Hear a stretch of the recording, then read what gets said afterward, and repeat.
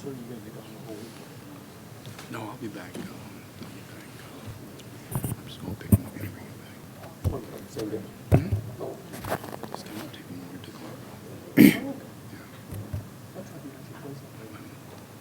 Just send him back. I have a lot of damage.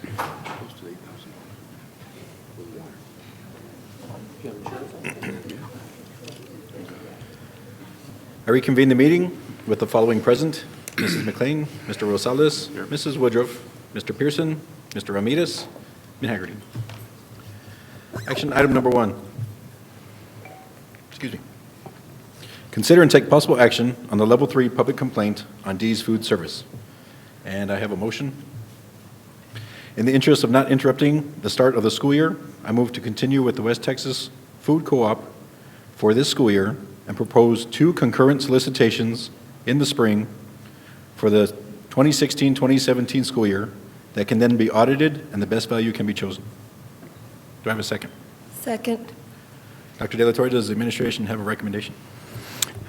President Haggerty, members of the board, esteemed guest, the administration fully supports your proposition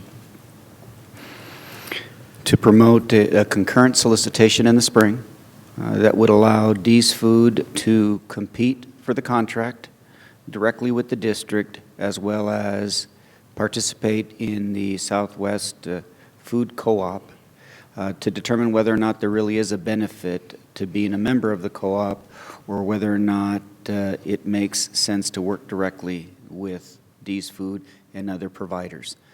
The reason that we cannot retreat from the contract at this time is because we would feel it would be disruptive and interrupt a plan that we have in place to feed 42,000 students over the course of the next school year. And for that reason, we respectfully uphold the administration's recommendation, but believe that you've made a compelling argument, that you have some valid points that I think need explored further, and we intend to do that in the spring. Is there any further discussion? If not, all in favor? Aye. Aye. Any opposed? Motion passes 7-0. We'll take a brief 5-minute recess to allow for completion of the workshop setup prepared for us here in the Ysleta room.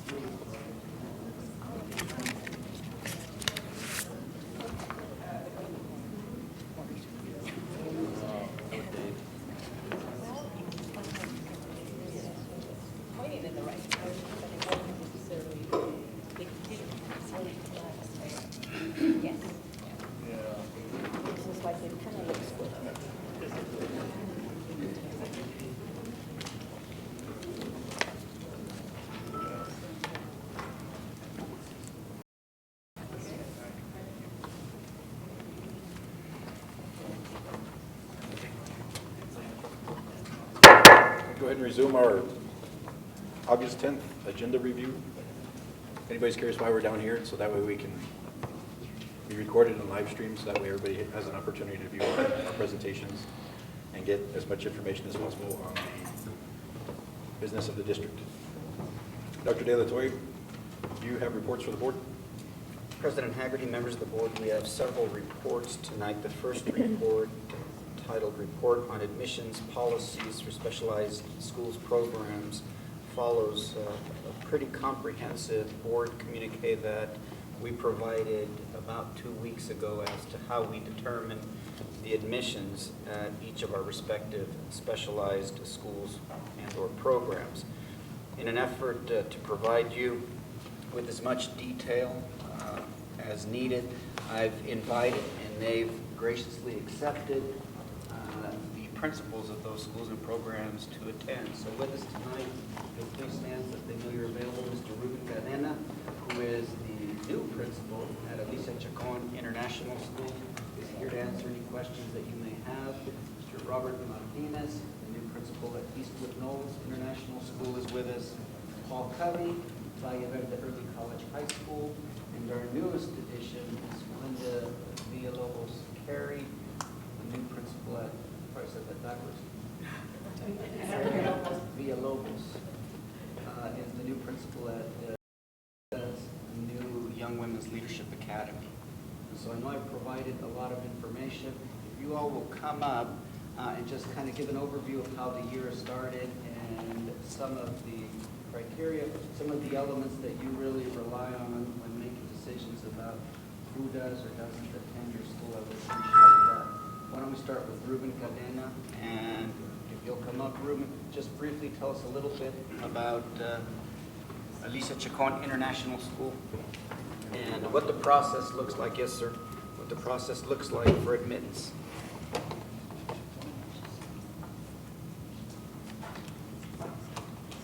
Good evening, President Haggerty, board members, and Dr. De La Torre. So I'll share with you the steps that we follow to enroll students at Ysleta Chacon. First, kinder orientation meetings are held during the month of April every year. Parents interested in participating in the kinder lottery process attend one of these meetings. Parents are asked to complete an application of interest at the meeting. 3, these applications of interest are placed in the lottery software program. That would have helped. So let me start again. Apologize. So step 1, 3 kinder orientation meetings are held during the month of April every year. Parents interested in participating in the kinder lottery process must attend one of these meetings. 2, parents are asked an application of interest at the meeting. 3, these applications of interest are placed in the lottery software program by our attendance clerk, our secretary, and administration. 4, a date to run the lottery is set during the month of May. Participants in the lottery conference are the principal, the assistant principal, the attendance clerk, secretary, and CIC members. 5, as the lottery software program is run, current siblings and campus employee children are automatically accepted into kinder. The software program then identifies the rest of the students selected, up to 88. There are 4 sections, and so the maximum number is 22 kiddos per class. The program continues to run until the remainder of the applications of all students are assigned a number. All parents are mailed a letter informing them of the status of acceptance, and all students are maintained on a kinder waiting list. If parents decide their child will not be attending Ysleta Chacon, then the next student on the list is called. For students in 1st through 8th grade, these are the steps, process in place. 1st through 8th grade students' waiting list is maintained at all times, and so a copy is maintained by the attendance clerk and campus administration. 2, if a space becomes available at different times during the year, the waiting list is then looked at, and so that student who is up next is called.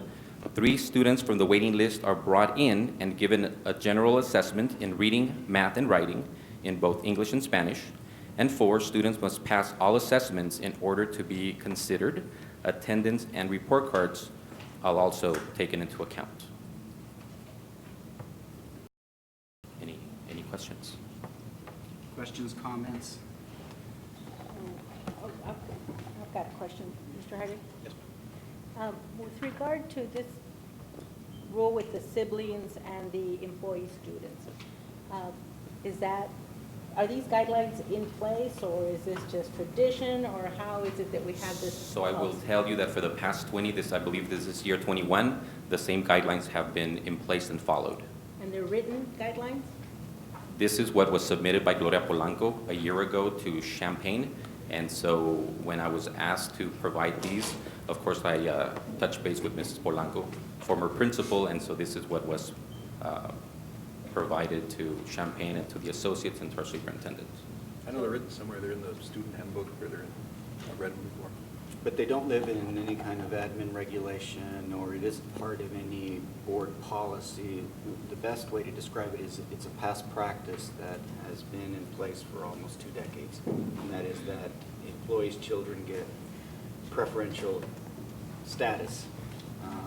The SIB practice is something that I think is common across the district, that we don't want to separate children. So once a child is admitted into a program or attends a particular school, as long as that child is still at that school or will be at that school for the following year, then any sibling coming in to that school would have priority. Correct. Go ahead. So after that, and this is just for the kindergarten kids, I know you just got there, so you may have to take a guess at that. How many slots are left then after YSD employees and siblings? So I will share with you that for this last kinder group, there were 154 students who were interested in enrolling at Alicia Chacon. So 88 were enrolled. Everybody else was placed on a waiting list. I want to say a little bit under 20 kiddos that either had a sibling in the upper grades that were automatically enrolled. I will also share with you that our waiting list, our shortest waiting list is in 6th grade, if I remember correctly, and so we have 98 kiddos in that grade level. Our longest waiting list had 250 students, and so the waiting list overall is probably close to 1,000. The turnover is less than 1%. So, you know, kiddos start in kinder and for the most part end at Alicia Chacon. So the mobility rate there is very, very low. And as an administrator, that's Is wonderful. that waiting list ranked? Like, I mean, you accept the kids on a ranking basis after taking in all the data, or what? It's a No. lottery? So based on the lottery, the first 88, of course, are enrolled. Number 89 becomes number 1 on the waiting list, and on down. Any student, parent who did not attend one of the orientations, and let's say in 2nd grade decide that they too are interested in attending Alicia Chacon, we add them to the bottom of that waiting list. Ms. Dueñas, you had a question? Yes. So what you're saying is that you don't choose whether they've got siblings there or anything like that? You just go by the number? Correct. Well, maybe I can clarify it. It's a little different than that. So they take the 88 seats. The first people that get placed are the siblings and those whose parents are employees of the district. So it could be that there are only 60 remaining seats or 55 remaining seats, and then they go to the lottery process that randomly selects students. But those students that have a sibling in the program or whose parents work for the Ysleta Independent School District are automatically placed into those seats before we start the lottery software. Actually, it's those kiddos of employees at the campus. Just at the campus, not Correct. district-wide? Correct. So employees that aren't at the campus don't get any more preference than anybody else? That is correct. The reason why I was asking is I have some parents that have come to me about that they have gone, but there's a waiting list, or they have to go somewhere else, and some of them have to go to the Eastwood area or far east. So that's why I was wondering if you were going by, or preferences on students that you were selecting. And so waiting lists roll over, and so they begin in kinder for those students who are not automatically selected through the lottery process, and that list rolls over from year to year. And so then it is the job of our attendance clerk to call those parents that are on the waiting list every year and ask to see if they're still interested in attending Alicia Chacon. If they are not, we make a note, the date, the time we spoke to, and so the list continues. And anyone who did not attend that initial meeting in kinder who's interested is added to the bottom of that list. Have you had a chance to determine how many of the students in this kindergarten class reside within the Ysleta Independent School District and how many or what % live outside the area? I have not, but I can get that to you. Yes, Mrs. Woodruff? So Ysleta students don't have preference over other districts? That is correct. So it is a magnet campus that is a magnet school that is open to the entire city. And so anyone who's interested, all they need to do is simply attend one of the parent orientations in April. 3 are offered, and so that is part of the process.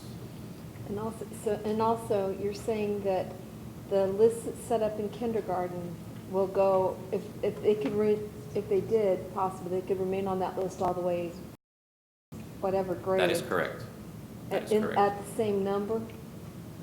Well, as the years Then they move up. as the years go by, and so this is what tends to happen, as the years go by, we get to 5th, 6th grade, and so as we're contacting those parents, those students no longer want to come to Alicia Chacon Right. because of course they've developed friendships at their current campus.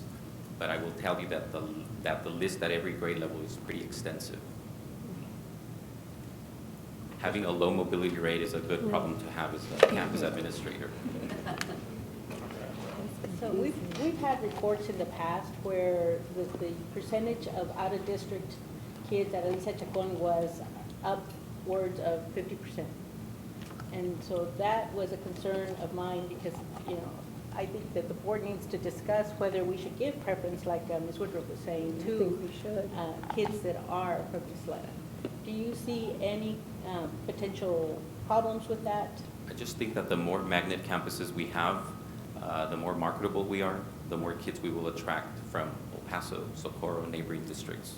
So it's a good problem a great problem to have as far as I'm concerned. But I want you to consider something, and that is that if you give who reside in the Ysleta Independent School District preference, you're going to be pulling from all of the other schools, many of them that are already under-enrolled and underutilized.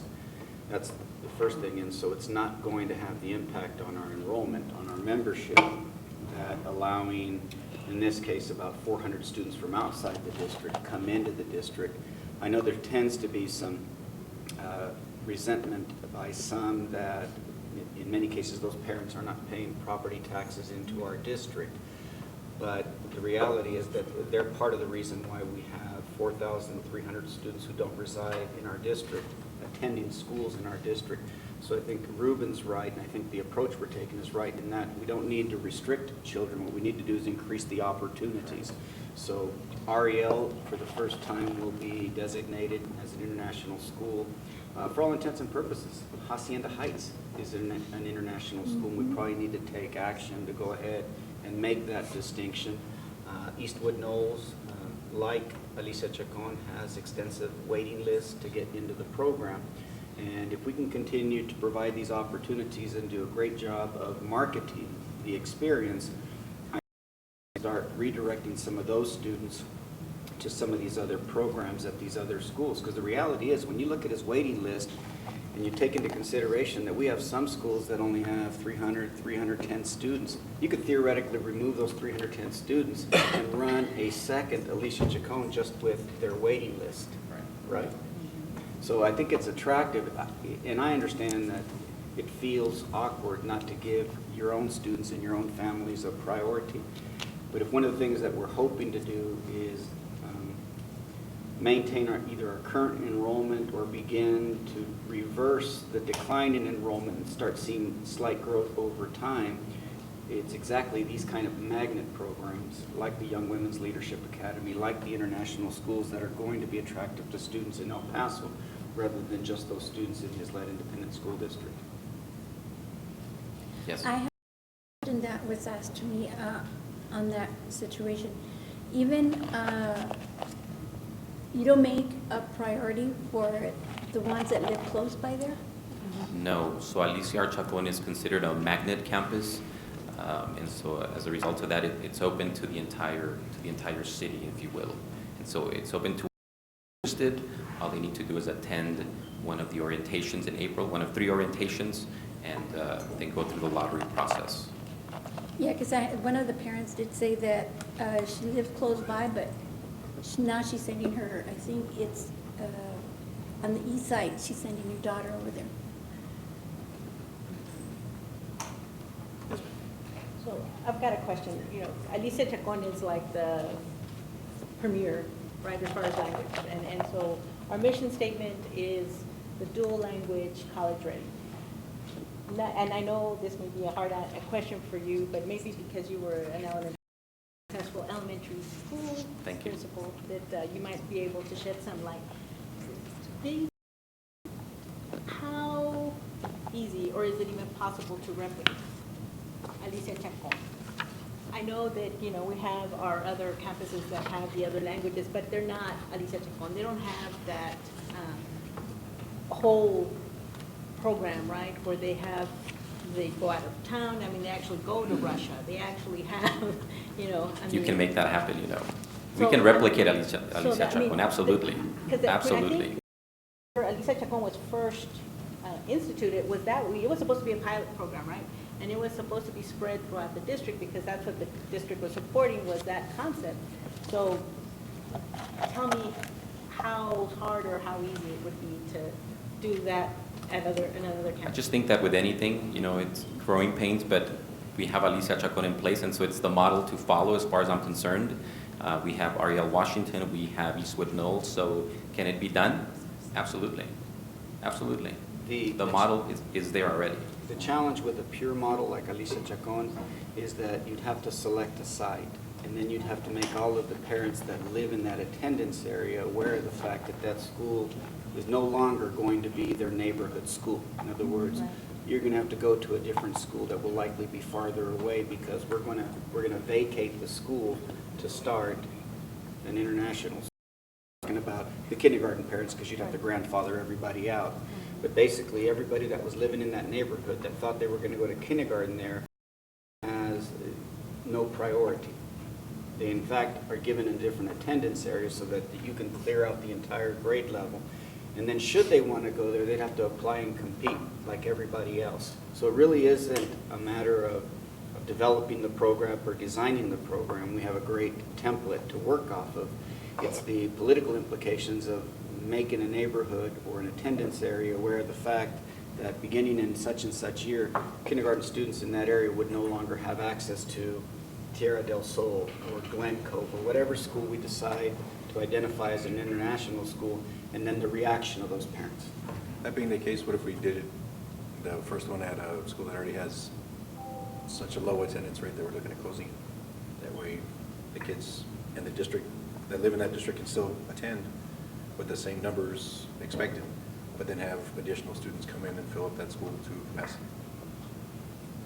That you could do that. You could do that. Now, the other challenge may be that there are parents who may not want their child in the international school, but that's hard to believe.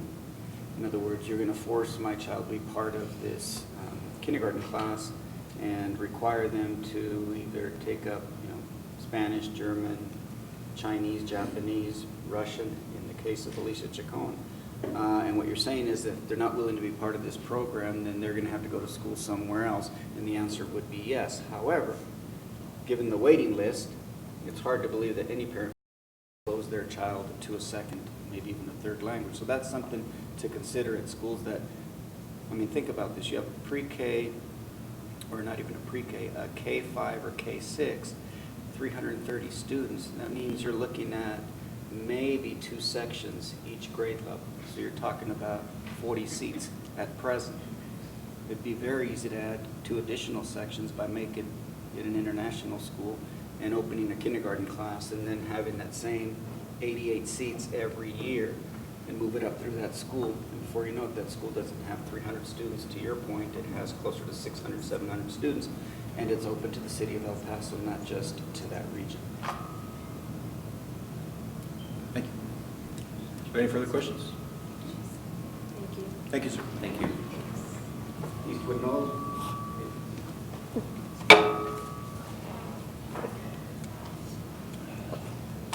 He's going to go up and say ditto. I think so too. These guys are just learning, they haven't been there that long. I'm seeing how they do under pressure. Board members, President Haggerty, Dr. De La Torre, Robert Martinez, principal at Eastwood Knolls International School. I won't go through all the specifics. We're very much like Alicia Chacon. The difference between us and some of the other schools is the fact that we are a community school first, and that we have definite boundaries, and we have students that we have to serve first. And then based on available slots, we offer those out to the community, to surrounding areas. Again, the international component is extremely popular. Right now, we're probably running about 870 students enrolled as far as membership. We have in excess of 400 or 500 parents on a waiting list wanting to bring their children to Eastwood Knolls School. Highly successful school. We do have the Chinese component. We do run 2 strands, which one is the international component, which has the dual language, 2-way dual language program, and also the Chinese component, and then of course the traditional strand, which is what you would find in most schools. Extremely successful. Parents are beating down our doors wanting to get into it, get into Eastwood Knolls. We do have pretty much the same protocols in place that Alicia Chacon has as far as accepting transfers, permission to transfers. What we do look at is those students that are currently in there, in the program. We also look at siblings. We want to keep that in the family and keep them at our school. Of course, we look at the protocols that the school district has in place as far as the students of employees at Eastwood Knolls. We have a lot of employees from central office. Their children are there also. We look at all of that. Of course, our military, we do have a military component. And again, those students that, unfortunately, the spaces are very limited. Those students that do not or are not able to be accepted, what we do is we put them on a waiting list. Questions? Yes, ma'am. So is your waiting list mostly for the international school, or do you have people on the waiting list for your traditional strand? For both. For both. For both. It's that popular. Yes, sir. What is the enrollment? Right now, we're at about 870, sir. Yes, sir. We are at capacity. I can tell you right now, we are over capacity in some grade levels. For example, 7th grade, we would optimally want to run it at about 120. We're at 140. So a lot of the students from our feeder school, Eastwood Heights, they've said, no, we want to stay in the community. We want to stay at Eastwood Knolls. So now we're at 140. So that's we're running classes of 32 to 35 students. Yes, but that's a good thing too. Like Mr. Cadena says, it's a good thing for our kids. It's a great thing for our district, and the fact that we do have popular programs within the district, we attract students. Any other questions? Yes, ma'am. So you do have 1 through 8? I'm sorry, ma'am. 1 through 8, We have K through 8. K through 8. We really recruit highly at the kindergarten level. We do have the same meetings in the spring. We have one in March, April, and we had this last year one in May because of the attraction to the school and the interest in the school. We have very limited to no slots. In dual, we're pretty much locked up. We offer 2 strands per grade level, K through 4. We're at 44, which is at capacity. What, I'm sorry, go ahead. what's your largest class? Currently, right now, overall, K through 8 would be 7th grade. We're at 140 students. And on your classrooms?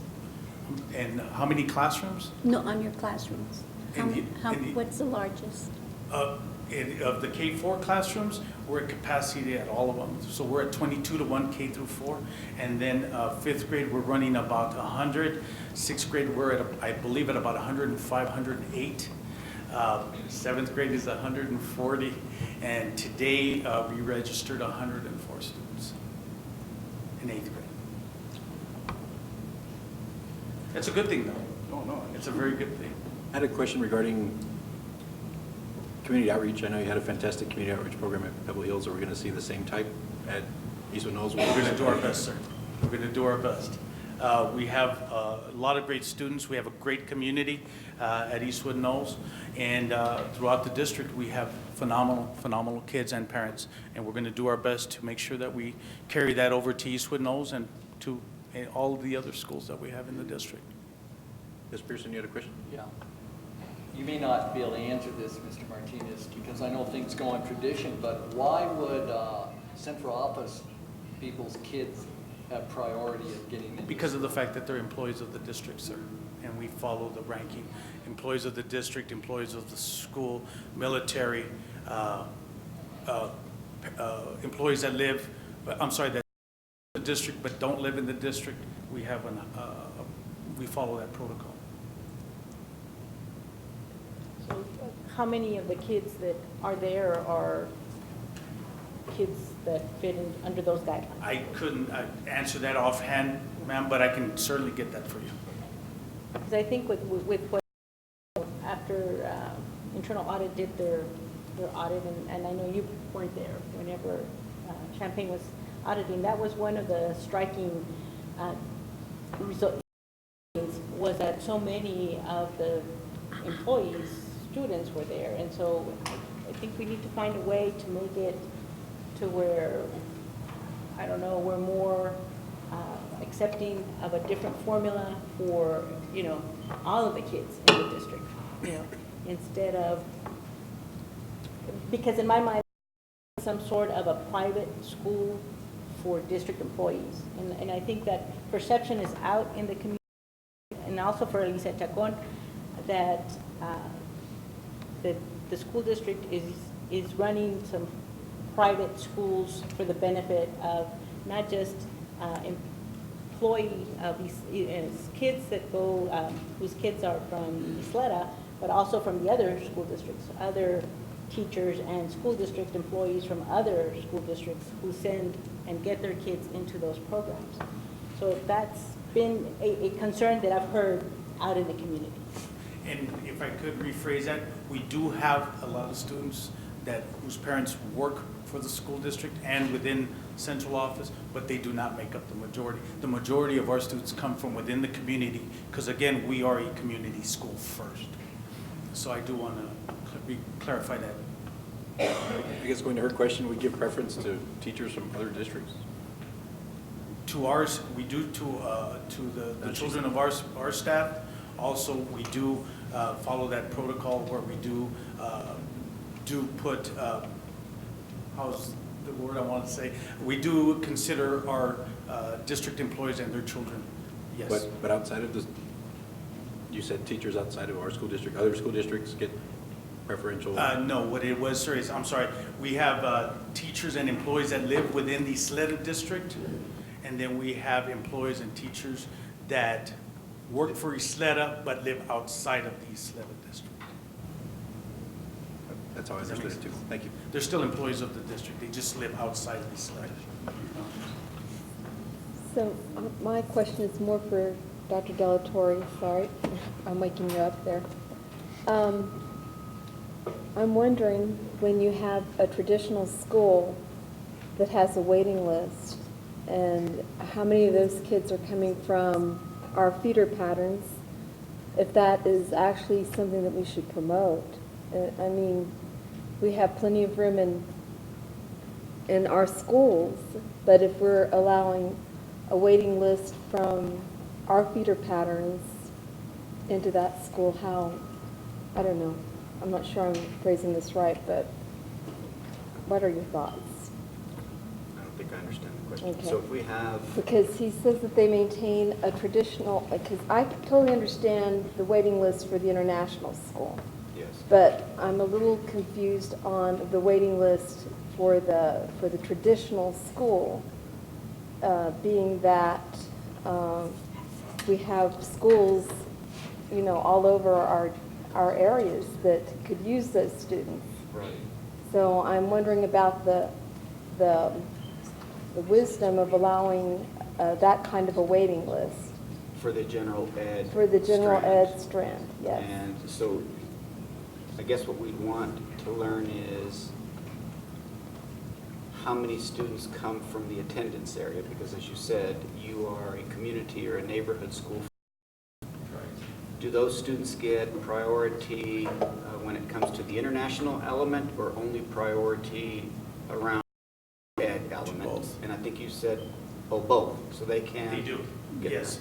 Within the community, sir, we have to service those students first, and they have a choice as to what they would like. So what I guess I'm But hearing. what I'm really asking is, I'm not sure why they maintain a waiting list for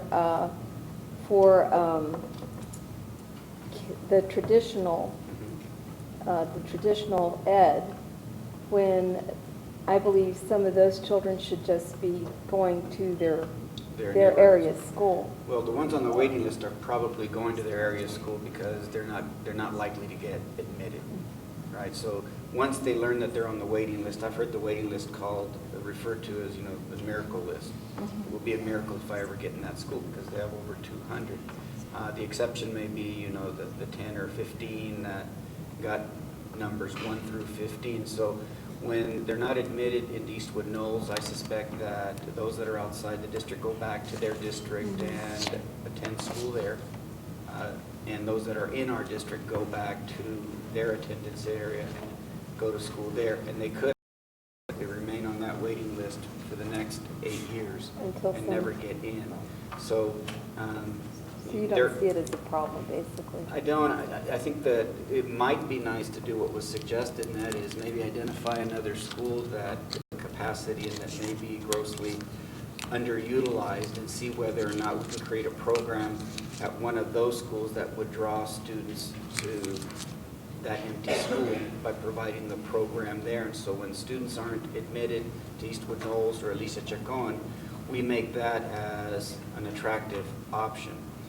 And in doing that, we start focusing on where most of our empty schools are, and that is south of I-10, to try and make sure that we maximize the space in those schools and introduce more students to those neighborhood schools. And we're always looking to come up with programs. That's kind of the idea we have around the Young Women's Leadership Academy. It needs to be down in the lower valley somewhere to bring the up and to give these young ladies an opportunity to be part of our school district. But you're absolutely right. The only other thing you could do is you could begin to restrict the number of students that leave their neighborhood school and go up north of the I-10 And to that attend might be school. good. And to do that, you'd have to agree to cap some of the more popular schools so that when they get to a certain point, they no longer accept students from other parts of the district, which then compel the students to stay at their neighborhood school rather than travel every day to a school that has met its capacity. Thank you. Any more questions? Thank you. Paul Covey.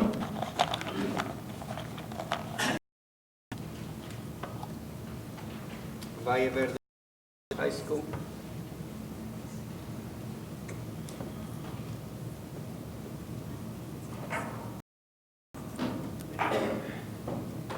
President Haggerty, Board of Trustees, Alto del Torre. Well, as you all know, I'm required annually to go ahead and give a presentation to you all about our school. So you all have heard about our acceptance policy and everything like that numerous times, but just to refresh our memories, I'll kind of go through it again in a quick, brief nutshell. But basically the way it works is that in the fall, we go ahead and present at all the middle schools. And of course, we work with the principals there, and we present to the kids for sure at every middle school. But we also try to negotiate an evening presentation for parents, because sometimes the middle school kids will go home and present these to parents that may or may not be accurate. But we try to hit it for sure, the kids, but also the parents if possible, depending on that middle school schedule. And over the course of the fall, they'll turn in applications to our school, so they can find they'd like to come to our school. Some of them will turn them in as by November, but the drop dead date, for the most part, is December. It just depends on when we talk to the middle school. For some middle school we talk to early in the fall, their deadline will be Thanksgiving. If we don't get to a middle school, though, however, until October 31st, it'll be a pound fair for those kids only have 2 weeks when the rest had 2 months. So for those kids, we'll extend the deadline till Christmas time. In the application, there's basically they fill out kind of an inventory of their skills and preferences, and they write an essay about why they want to come to our school. In the interview, and the interview will get questions about why you want to come to school, what is your future, what are your study habits, talk about the grit and their motivation, stuff like that. With the interview and with the application essay, we go ahead and give them points based on a rubric that we created. The rubric, however, also gives points for 3 other important items. One is if they're on a free and reduced lunch program. We're trying to target kids that are of low socioeconomic areas. We also give points to kids if they're going to be a first-generation student graduating from college. We're trying to target those kids. And we also give points for attendance. Now, when early college high schools first started, there really were no rules about how you pick kids. But since 2012, I've been on a committee with TEA where we developed something called a blueprint. Now, with this blueprint, early college high schools now have to follow certain procedures when it comes to accepting kids. In this blueprint, we no longer allow early college high schools to consider grades, to consider discipline, or consider test scores. So we're not allowed to look at those 3 items, but we are allowed to look at attendance, and again, their background as far as socioeconomics and first generation. Based on that, we'll go ahead and interview kids. It'll take us about a month and a half, 2 months, all through February, March, and then we'll go ahead and announce the kids that are in. Practically all the students that don't get in are put on a waiting list. As we go through our orientation, our bridge camp, kids do change their mind. Our bridge camp is 2 weeks long during the summer, and we do give them a taste of what it would like to be at our school. And some children at that point do change their mind, and they go ahead and ask to be allowed out of our school and go ahead and go to their home school, which we totally understand. If they're going to change their minds, we'd rather they change in the summer than after school starts. And so from that aspect, we'll go ahead and start pulling in from the waiting list. And that's basically in a nutshell how we go ahead and have our application process. Questions? Yes, ma'am. So I was surprised with the internal audit findings that, for economically disadvantaged children, the points that you were awarding for that were so low. I think it was 1 point. It was up to 2, 0, 2, and 1, right? So that, I thought that here in Ysleta, that early college was primarily set up to target those kids that were first generation and economically disadvantaged. So why would that matrix or the rubrics be so that you would allot so few for those kids? Well, basically, we looked at our numbers of our kids, and even those few points, we have 70% of our kids are socially economically disadvantaged. We are practically one of the leading schools of early college high schools in El Paso County with the most economically disadvantaged. So we want to go ahead and give those kids points to give them a leg up, but at the same time, we also want to consider that alone doesn't guarantee success or that they come to our school. So we want to make sure that it's something that would help those students, allows to have a huge percentage of kids get in with that characteristic, at the same time not be the sole deciding factor. Because as it really breaks down, if you look at our rubric, even though the points seem discrepancy, like attendance is 10 points, this is 2 points, this is 2 points, the kids pretty much get all grouped pretty closely. As far as the top 100 and I would say 40 are all pretty much separated by maybe 3 points. So the 2 points they get can make a huge difference. That and first generation makes a huge difference in getting our kids in. So what is your total points? The Excuse me? total points that the kids can get? Yes, I believe it is going to, Is it's it like about, 30? no, it's going to be 52 points. 52, so out of the 52 points, you only award points for So economics, economically disadvantaged and first generation? and that'll be another 2 points there. Okay, so, 4 points. okay, let me ask, I don't know if you'll know the answer to that, but you said 70% of the kids that the early college were economically disadvantaged. 70%, 70, 30%. you're right, 70%. So what is it for the school district as a whole? Does anybody know? Our economically disadvantaged population, I think, is close to 80%. Is it about 80? Okay. All right. So basically, your mix is not even reflective of the district, right? I mean, so we're. Well, by the state standards, we're supposed to be within a ballpark. That's what they want each early college high school in Texas to be. We're close in a ballpark. They don't supposed to be exactly the same. And so when we submit our numbers to the state, they feel a 10% difference is acceptable. So now with these state parameters, can the school district come up with their own standards? Oh, yes, we Okay. can definitely increase it. We don't have to abide by those? No. Well, we have to do at least those. At least those, but we can do. Definitely, we can definitely more. increase the points for any of those 3 areas that you were talking about here. Thank you. We can definitely do that. Does anyone else have any questions? Yes, ma'am. It's not a question, it's just a comment. And I'd like to thank you for taking our school nationally. Oh, well, it's a team effort. I'm just glad to be here. Thank you. Yes, sir. I failed to recognize Mr. Luis Martinez, and I believe Mr. Tovar is with him. So before we get to the Young Women's Leadership Academy, I thought you'd give us an overview of how the Bel Air Medical Magnet Program selects students. He's doing all the texting.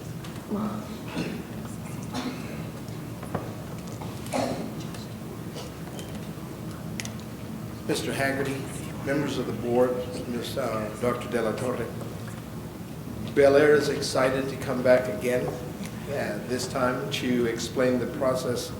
We do in fact look at all of the things that Mr. Covey said that they had neglected or had removed from their contention at the early college high school. Bel Air's magnet program provides 7 certifications. 6 of those are state certifications, state industry certifications, and one of them is a national certification, that is the emergency medical technician. So in fact, we require of all incoming students their 7th grade report card, their 8th grade first semester report card, their discipline file, their attendance file, as well as their 7th grade reading, writing, and math scores, and when they become available, their 8th grade reading and math scores. In addition to that, on the basis of the audit, we also require from each student their birth certificate and immunization record, social security card, and proof of residency, no matter what district they live in. In addition, bypassing the interview process, we ask for 2 letters of recommendation from members of their community that are not family. As those letters of recommendation are brought to us, our intent is to bring as many students, and that's the reason for the test scores. We want to bring as many students into the Bel Air Health Magnet as are interested in the medical profession, which is why the 250-word essay about why they want to be a part of the Bel Air Magnet program, as well as the letters of recommendation. We are students who can continue to begin with a rigorous program, Principles of Health Sciences. The second group is Health Sciences. And then in their junior and senior year, they go into one or more of these certification programs.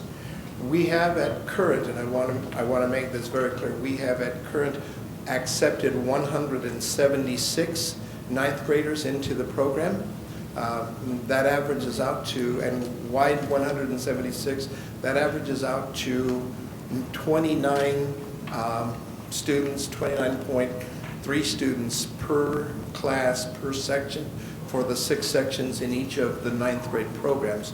The Bel Air Health Professions classes in the 9th and the 10th grade are built along a small learning community in which each cohort of students entering has the same English, social studies, math, and science teacher.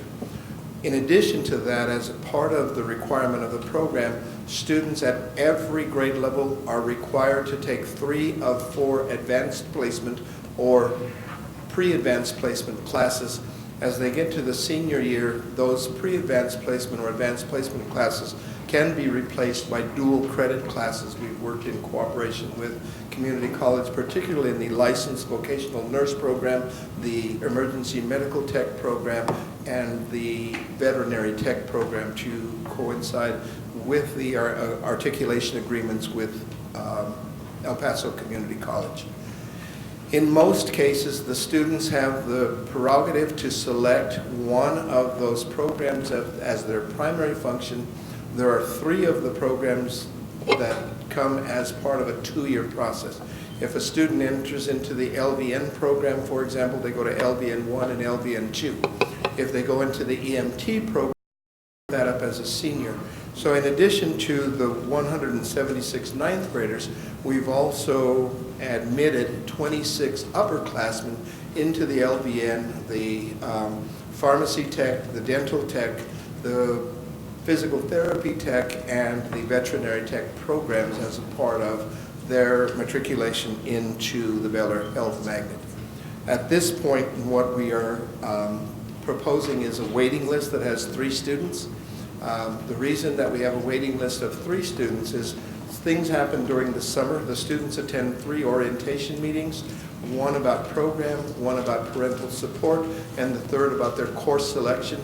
At the time that parents come and they make course selections, oftentimes the students indicate to the parents, I'm not in this, maybe it's for you, the mom and dad, but I'm really not. And so we have a bit of attrition. Our ending enrollment at the end of 2015 was 403. That's after we graduated 120 students from our senior class. Given that, I'd like to stand for any questions. New members of the board, there is a presentation that I will forward to Mrs. Miller to make sure that you have access to the parameters and the numbers. I will tell you that primarily of those 176 students that we enroll in 9th grade, the majority of them come from Hillcrest and Ranchland Hills Middle Schools. So really we're taking in attendance students, asking them to accept a more rigorous program, and then the rest of the students are coming not only from within the district but without the district. We have Mr. Tovar here, who is our coordinator of the Health Magnet program, who goes out and takes students and instructors, and we've recruited at all of the parochial schools, we've recruited at all of the EPISD and SISD schools that they will allow us entry, and after the first year they have denied entry to us to most of the SISD and the EPISD schools, and all of a sudden they came up with these new magnet proposals at other schools. So as we are right now, our current enrollment starting this year is 176 ninth graders, and we have an additional 26 students that we've added to the upper class. Mr. Haggerty, on your behalf, I would request that the board respond or have any questions. Does anyone have any questions? Yes, ma'am. I have a question. Whenever you gave us that presentation previously, one of the things that struck me was the percentage of girls or females versus males. Do you remember what that percentage, what that breakup was? Ma'am, at this point, I believe that number was 80-20. Most of the females that enrolled in the program, I think, will be pirated by the Young Women's Leadership Academy. So we will have to go find more male recruits. That's not a facetious comment. It traditionally started out when we began strengthening the program. The majority of students were entering into the LVN 1 and LVN 2 programs. Both of those have a clinical rotation semester to them, and so for the most part, I think there was the perception that nursing was a female occupation. I do want you to know that at Bel Air we have now hired a male nurse as our school nurse, and that we are recruiting more of the young men, again with Mr. Tovar's assistance, going out and bringing more men into the program. Okay, because I did have a concern whenever it was explained to us that the reason that there was more with females was because they had better stories. Was that the reason? Was that they had better stories, more compelling stories about their dogs, and when they were little they wanted to be veterinarians, and so to me, it really was not a good reason for having that discrepancy in the male to female, in your program. And also, why is it that you have the majority of the kids in your program from the Hillcrest Ranchland area if it's supposed to be a district-wide? Ma'am, again, based on the numbers that we have, there are students from every of the schools.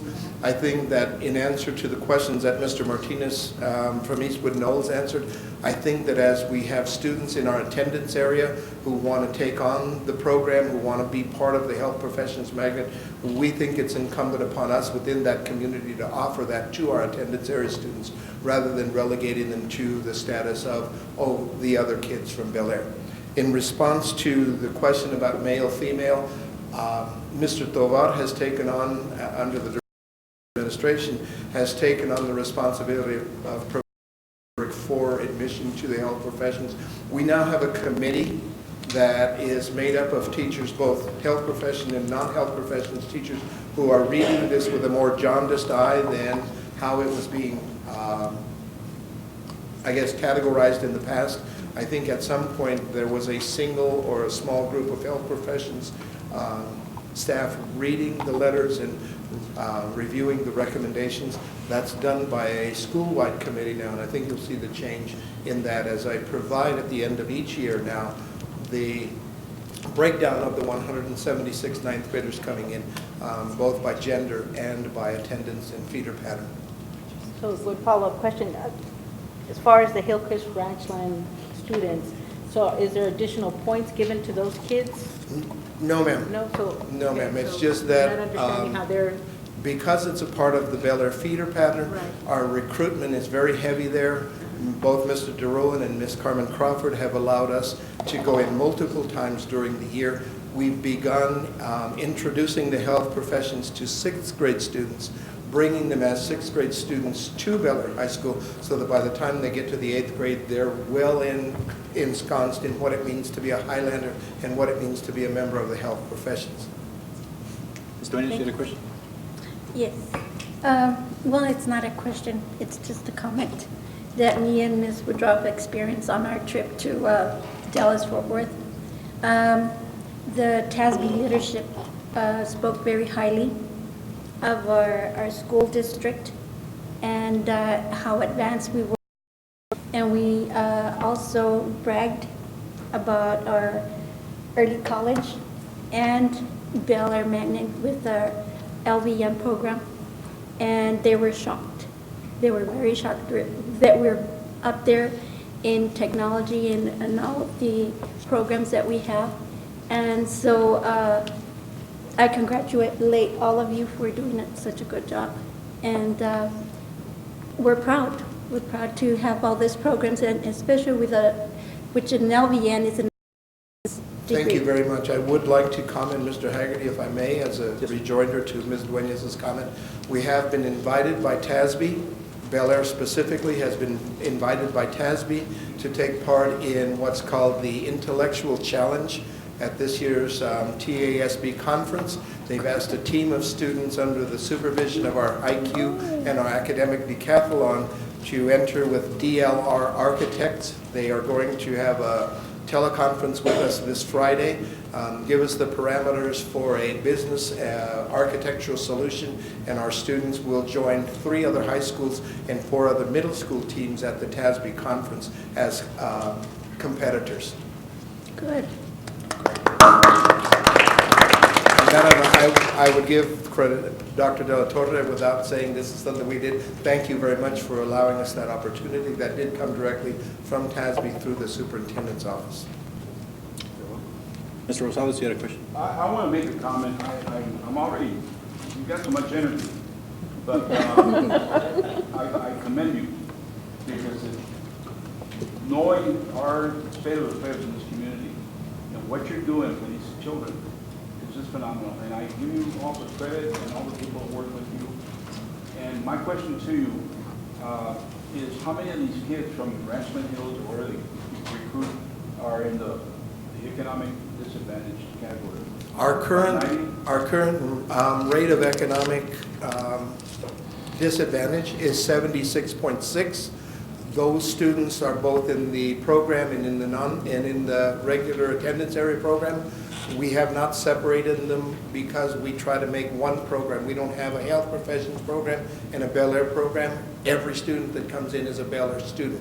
So each of those students who have a class within the health professions also takes part in physical education and computers and audiovisual with the attendance area students. So I can give you, I will find out if you'd like me to do a break.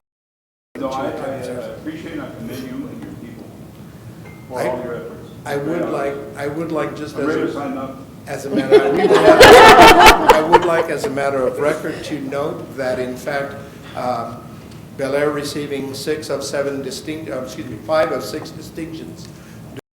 Accountability review by the state, we, in spite of the fact that we have over 600 students now enrolled in the health professions, we have an incredible amount of work to do in literacy development in our entire school. And I want that not to be, and not to think that the health professions puts that on the back burner.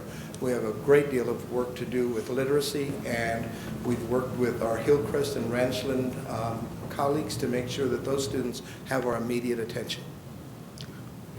Others? I have one last comment I'd like for Mr. Inez and Mrs. Woodruff, next time you talk about Bel Air, not forget to mention The firefighters. the 2-year state champion firefighters. Yes, sir, we will do that. That's right. Oops, we'll do that. Mr. Haggerty, Mr. Superintendent, members of the board, thank you so much for the opportunity to visit again. Thank you. Thank you. Because that is a very important program at Bel Air. We'll culminate It with, is. Miss Melinda Villalobos Carey, Esquire.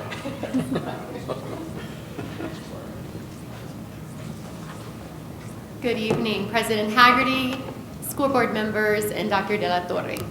So I'd like to say under construction and in development, because currently we have this entire first year to really nail down and develop what we will be doing with our Young Women's Leadership Academy.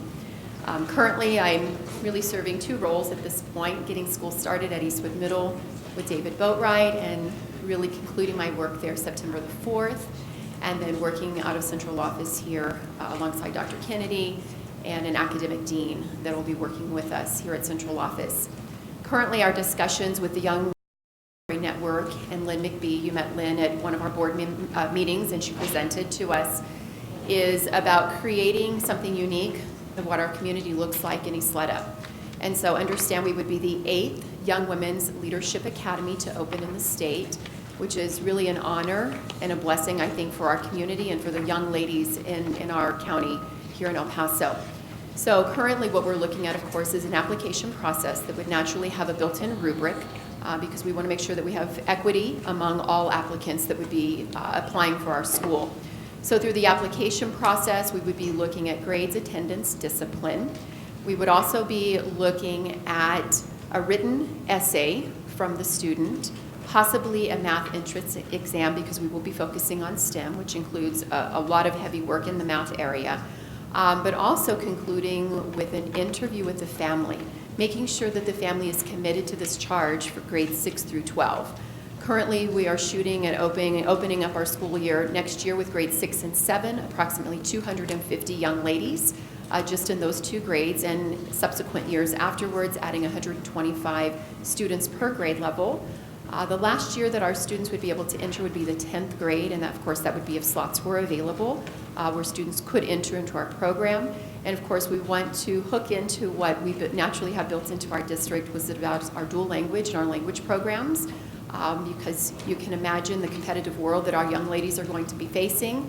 We've talked about this time and time again with regards to they'll be competing in jobs that are not even in existence at this moment. And so the more that we can put under their belt, not only with the area of STEM, but also with language that will allow them to communicate in a very professional, business-like fashion, we think will be highly competitive. Is there any questions?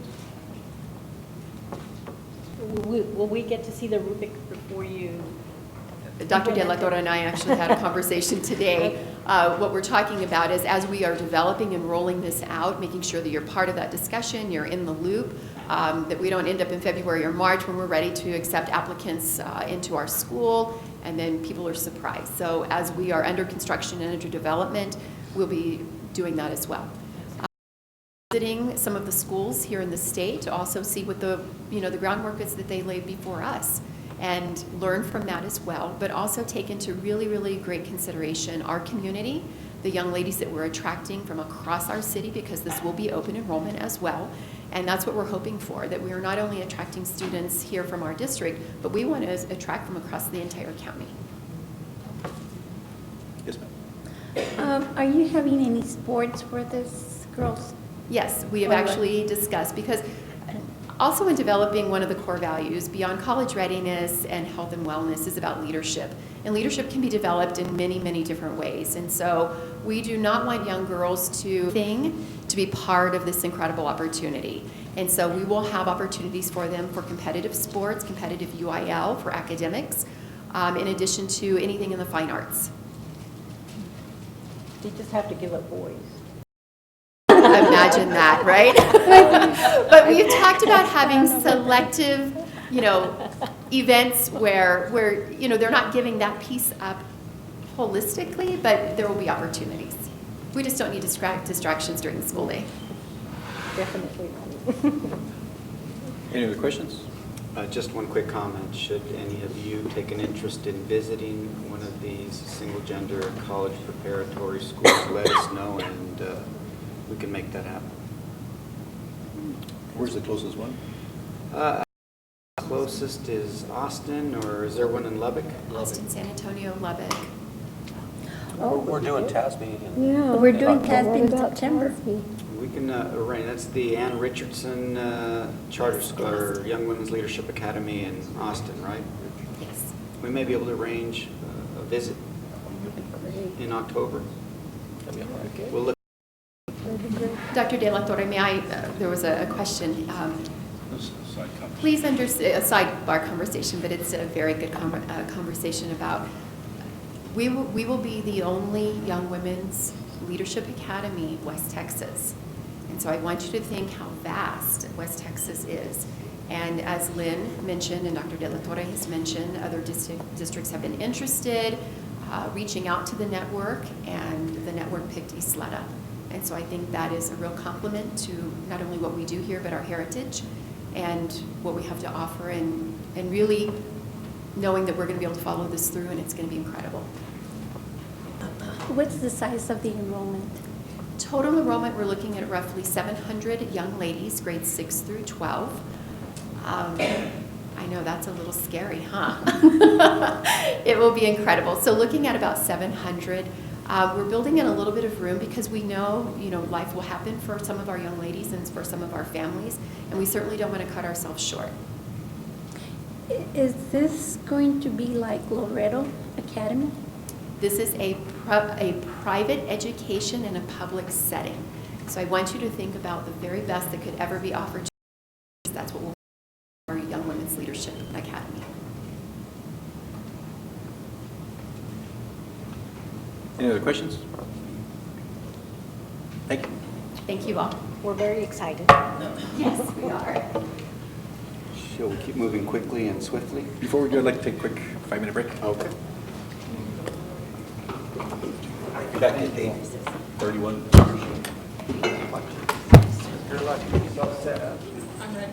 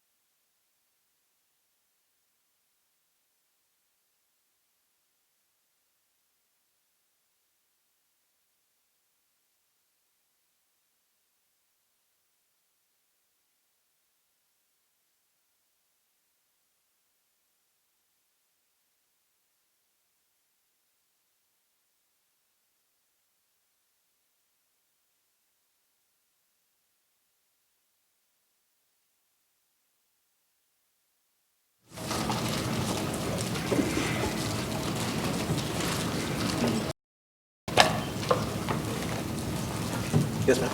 Okay, President Haggerty, members of De La Torre, thank you very much for requesting that purchasing present something on the purchasing process this evening. We have a couple of items that we'll be going over. The agenda tonight will be the purchase flow, the different codes that are affected by the purchasing, the board approval required, in other words, when the board approval is required for an awarded vendor, the definition of a contract, cooperative and interlocal agreements, education service centers, which is Region 19, sole source, and then conflicts. So with that, I'll begin. So the purchase flow, vendor requisition types, there's a multiple of different ones. There's a regular requisition, an employee apparel uniform contract requisition after the fact, prepay, and registration prepay. And those are all different codes so that purchasing can track the amount of monies that are spent on different commodities. The requisition is entered by the requester. Just for your information, there's 204 of them. So there's 204 people that enter requisitions throughout the year. The vendor must be registered in Munis, be active, and also be awarded to get a requisition. The second thing is that, and this is the most important part, they have to have the money. So if they enter a requisition and the money is not available, the requisition will go nowhere. There's an automatic, it's in this system, workflow of the financial software system. So if they want to enter a requisition for $1,200 and they only have $1,000 in the budget, it will not allow the requisition to go through an approval process. So that's something important to note. So depending on the budget fund code utilized, there are various approval workflows. The first one is federal monies. If there's federal monies utilized, there's different individuals within central office that approve the actual purchase. Every requisition that's $1,000 and over, an associate superintendent views the requisition for approval. All requisitions over $25,000, the superintendent reviews it, and then budget and purchasing reviews all of them. Budget reviews it to ensure the right fund code is utilized for the item being purchased. Purchasing reviews it to ensure that the right awarded vendor is being utilized. So the majority of the requisitions will be processed through an awarded vendor, either a district solicitation, and we have approximately 200 of them that we process on an annual basis, not every year, but you know how sometimes when you award 1 year with 3 one-year extensions, there's like 200 of those solicitations we do on a regular basis. Then we have interlocal cooperatives and then regions. Less than 1% or 1% or less are processed for items not awarded. Now, we are a large enough school district that there's very few items that we buy where we don't spend $50,000 on in aggregate over a 12-year period for all the campuses or locations, i.e. gas, paper, office supplies, etc. So again, there's very few items that are done on quotes. So how do items get awarded? Of course, there's many, many, many laws, and I've done a couple of presentations recently, and I'll go over them, on exactly what guides purchasing to an awarded vendor and what laws are effective. So the first one is the Education Code, and that is for goods or services. And basically what it states is that if more than $50,000 is spent over a 12-month period, again in aggregate, not by campus, but by the entire district, a solicitation is required, either a competitive bid, a competitive sealed proposal, a request for proposal, which is for services, and then an interlocal contract. The Government Code 2254.003, that's for professional services. Now we in purchasing have like a cheat system, and we call a professional service affected by this law as anything that's requiring a state license. So i.e. doctor, CPA, nurse, accountant. The 2254.003 allows that you will verify qualifications, you will award and evaluate on qualifications, and then also a fair and reasonable price. The Government Code 2254.004 is actually for professional services of an architect, engineer, or surveyor. Now this one specifically says you only evaluate on qualifications and never on pricing. And then negotiations begin with the top-ranked vendor. And normally we negotiate well with the top-ranked vendor. But if for some reason that doesn't work out, then we go to the second top-ranked. The last actual government code I wanted to talk to you about was 2269, and that's what we presented 2 months ago, and that's the construction, and it just states the different items that, the solicitation types that we have for construction solicitations. So from all of those rules and laws, there's just one more, and I don't know them all yet, so I didn't do a detailed slide. There's a federal and state grant monies. Now, recently, for 2015-16, federal laws have come out that we have to have our own federal and state manual. We have to follow the more stringent of the two, whether it's the federal or the education code or the state.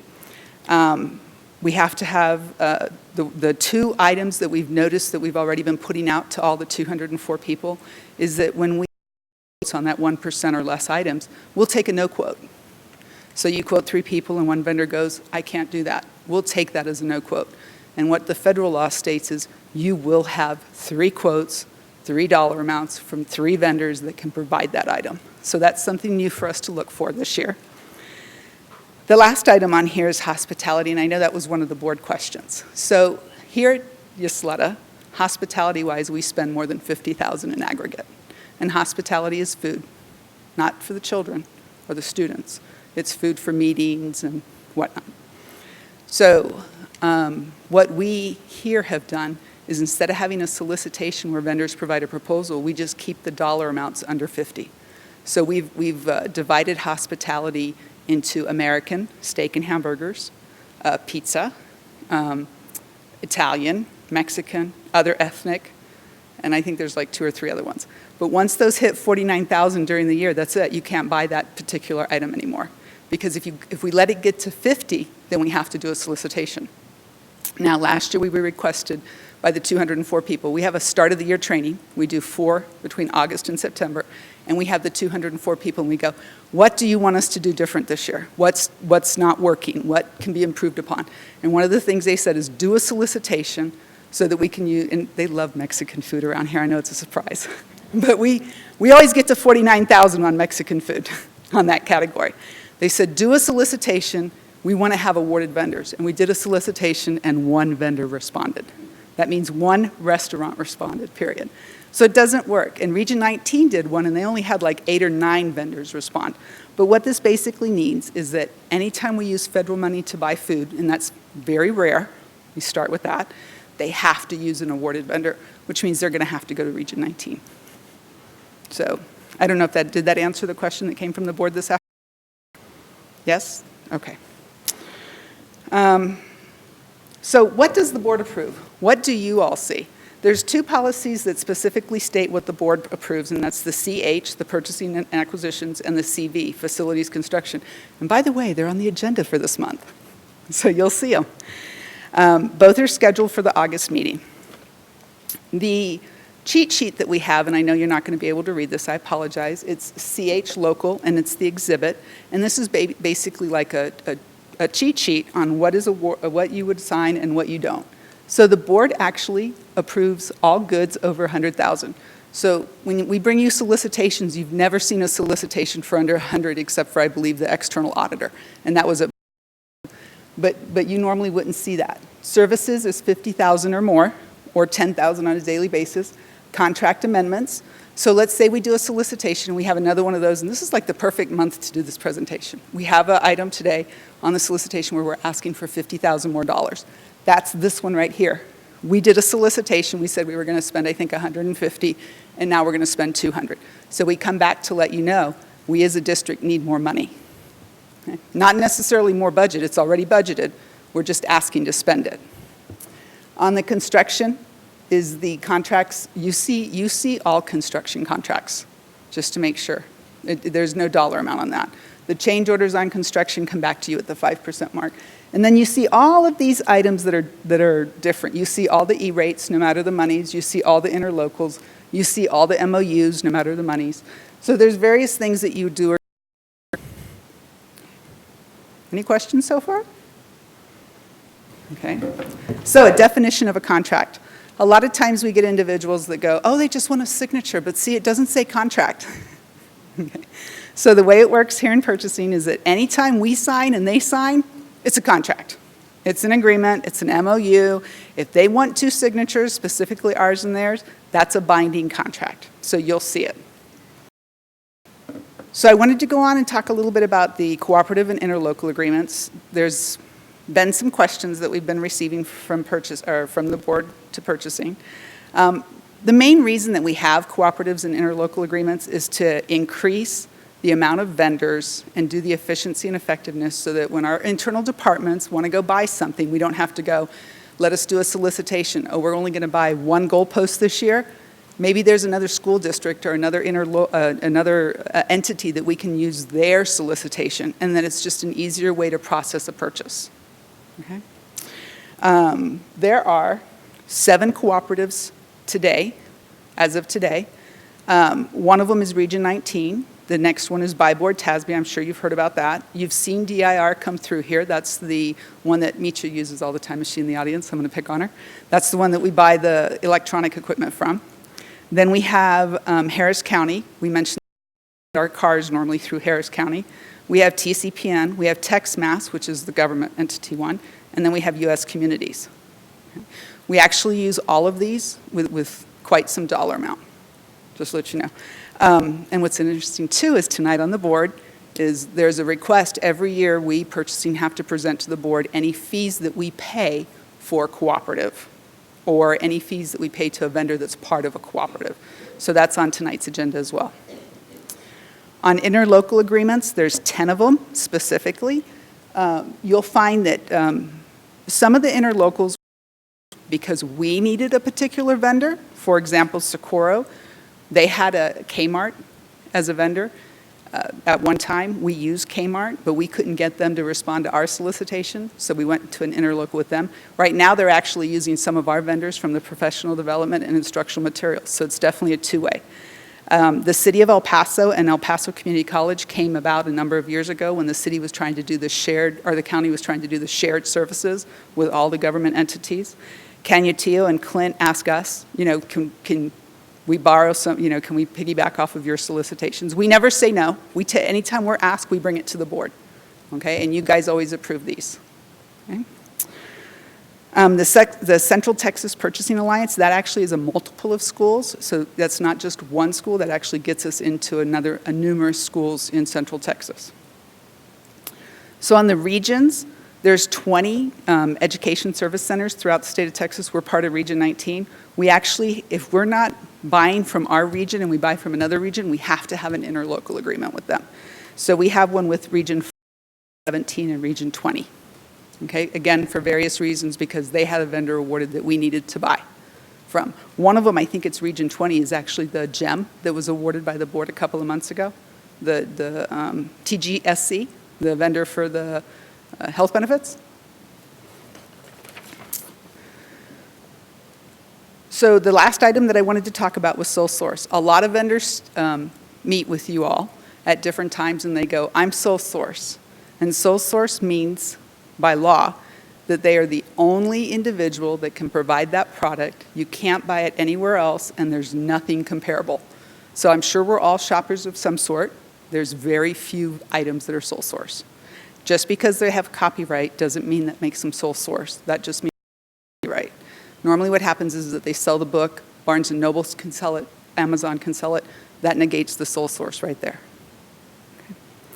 The policy that we did put into place, or the regulation that we had to put into place, and this happened like maybe 9 or 10 years ago when I first started, is we actually had vendors that visited purchasing and they would go, I'm sole source, you have to buy from me. And we would go, no, we're going to put a solicitation out and just double check this. And so this is one of the reasons why it states specifically, if there's a comparable product out there, we'll take away your request for sole source. We won't allow it. So if you're wondering how many sole source letters we have, for a district this size, we do really, really well. We have 9, okay? And the 9 are testing, majority testing, or they're for Bel Air with the Texas Veterinary and Medical Association, the Pharmacy Board as well. The one that's unique is Jostens, and those are the little figurines that they give out as awards. They're the company that actually has the mold, so we can only get that figurine that's on our logo from that company. So they end up being a sole source. So if you're wondering how much money we spent last year, I know you do the budget, but just what came through purchasing. 63 million went through on 27,000 POs in 229 days. It's a lot. District solicitations, so in other words, our solicitations that we put out were used at 40 million. There were 22 million that was used on other. The cooperatives in a whole were 14 million. Interlocals were 8,000. Region 19 was 8 million. The other regions were 200,000, and sole source is $370,000. So after all that's said and done, the question becomes is what happens if there is a conflict? We always joke around here that this is a big little small town and everybody's related to someone within 3 degrees, okay? Maybe 4. So one of the items that we have, and this is a requirement by law, is the vendor has to contact us and complete a CIQ and state if they have a conflict of interest with a board member or a superintendent, okay? On the flip side of the coin, the board members, superintendent, does a conflict of interest, which is called a CIS, that responds back to us. These are posted, anytime there's a conflict, they're posted on our purchasing webpage. Lastly, every time we have an evaluation committee, we ask everybody, and there's a form that's completed, it's a 2-pager, have you been connected with these vendors? Have you gotten anything from them in the last 6 months? Are you related to them? Can you keep confidential information from them?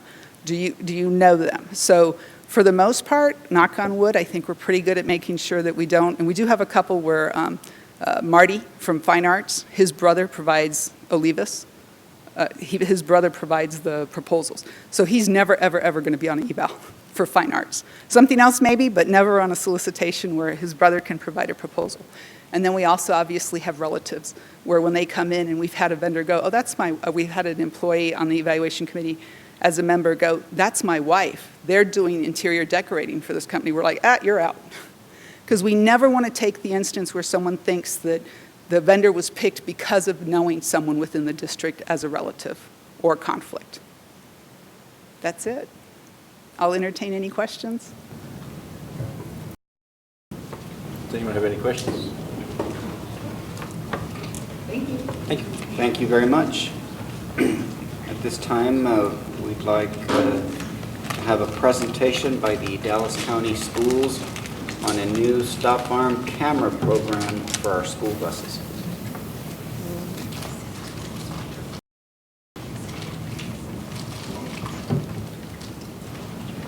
Hello, my name is Scott Peters. I'm the police chief of Dallas County Schools, and I'll give you a little background of how we get involved in this, and I'll allow you a lot of questions. 2006, we are between, well, let me start back. Dallas County School is between the 3rd and 5th largest school bus fleet in the United States every year. In 2006, one of our students was hit and killed as they were exiting the school bus. I'm sorry. Was hit and killed when they exited a school bus. And at that time, the superintendent, Dr. Sorrells, and our school board looked for a solution. Well, they put out an RFP for a company to come up with a solution, and they came up with allowing cameras on the buses similar to what the red light cameras does, but it captures people that pass the stop arms when the bus is loading or unloading children. They went through the RFP process. Bus Guard won the contract through the RFP. We also then, they went through the process of perfecting it.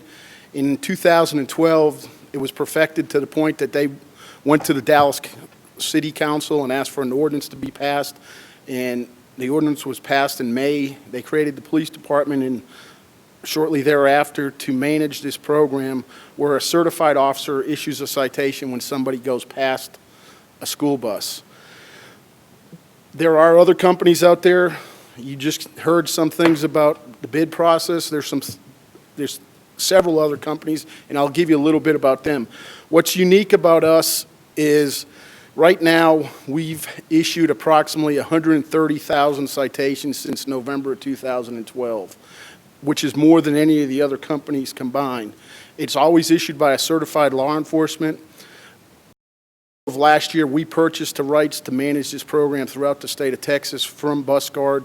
So everybody that's seeing anything on these cameras is somebody that works for Dallas County Schools and the department. So the FERPA concerns that would come out because of somebody seeing images of children is has been eliminated by us having access to it. What we come in and do is we would equip 100% of your school bus fleet with these cameras at no cost to the district. They would be maintained by us at no cost ever to the district. The one question that has come up is there ever a cost? If somebody breaks into your buses and steals the cameras, Dallas County Schools probably is not going to be responsible for that. If it happens, it would be your insurance, just like anybody else. But other than that, the camera breaks, it falls down, one of the kids messes with it, an employee messes with it, and I'm saying that because it happens all the time. Currently, we're operating in 13 different cities throughout Texas, from Elgin, Schulenburg, Wortham, Buckholt, Ysleta, Dallas, Coppell, Carrollton and Farmers Branch, Lancaster. So it's been operational. We're experiencing very good success. We've seen about a 23% decline in citations from the first year to the second year, and the third year is fairly leveled out at that 23%. So it has reduced the number of people going past.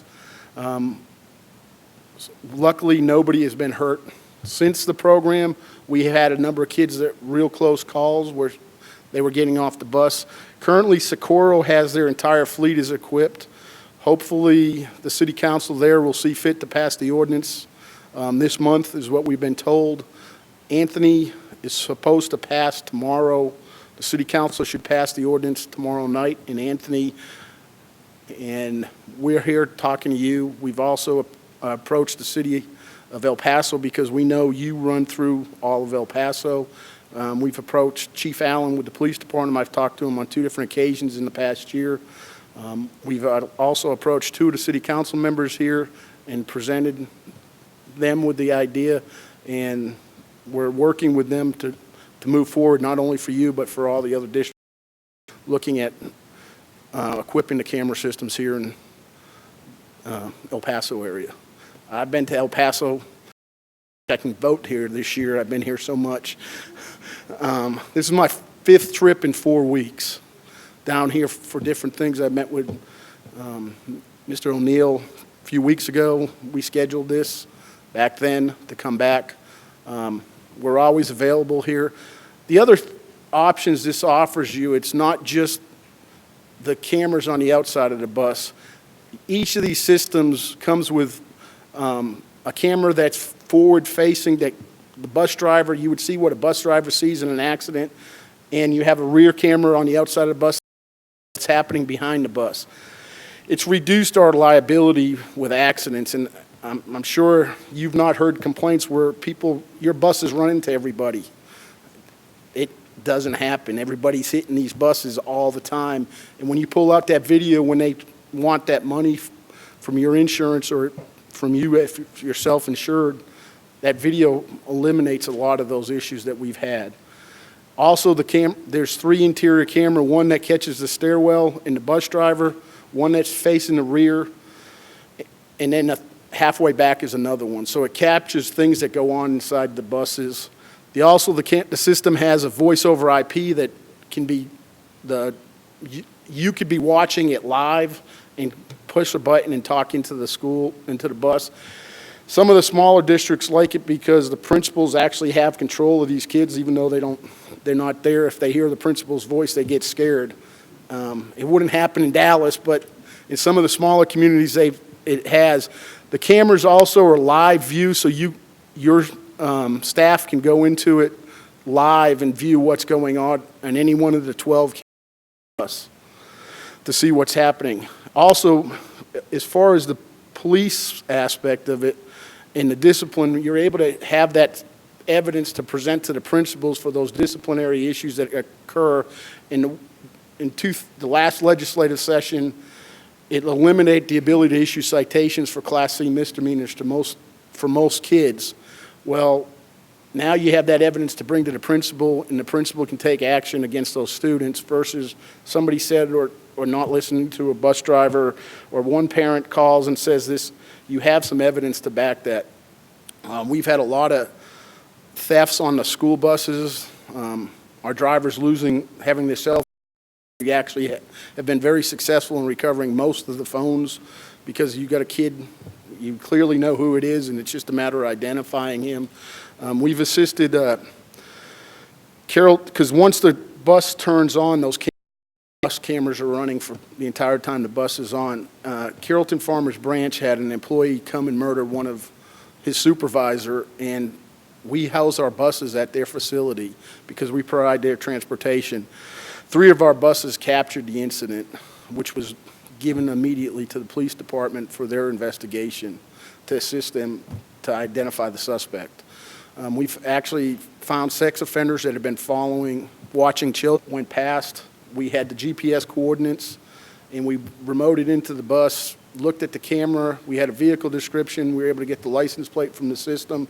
Then we gave it back to Dallas, and it was a sex offender that happened to be sitting there. We've last August, we all know what happened in Ferguson.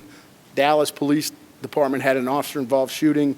What had happened is the suspect had run his wife off the road and kidnapped his children, and then hours later there was a confrontation with the police and it was a shooting. We were able to give them video evidence of him running his wife off the road and taking his children, which supported the allegation, and nobody in this room even heard about that incident, and some of it I think was because they had some video evidence to substantiate what the claims were made. The other part of this program is the GPS coordinates on the bus. You're able to have live time information where any of your buses are at any given time. If your bus is in Dallas, you'll know exactly where in Dallas it was or is.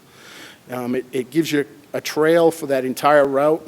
Anytime that bus is operating, you just pick up the date. Everything's maintained for approximately 22 days on the hard drive. Longer it can be saved, but 22 days is normally what we have available at any given time. And of course, it's technology, and as we all know, some things can change that, but for the most part, it's been very successful. The GPS has helped us locate some buses that had dropped off kids and they couldn't find it. They called into their, San Marcos used it. The driver called and said, I dropped these kids off, I don't know how to get back there. And they were able to pull it up on the map and direct them back to the location very quickly. Not that your bus driver should be driving and phone, but it was available. It's a very good program. I'm a law enforcement officer and have been for 30 years. I'm not here to try to sell you something.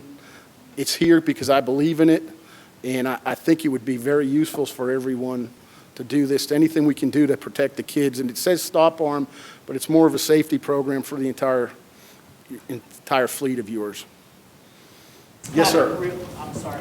I was just going to say, Scott, could you real quickly talk about the fines, how the fines are collected, where that money goes, because I know that's going to be something the board would like to know. Unfortunately, you have he's very familiar with this because he instituted this in Socorro. The ticket is a $300 fine.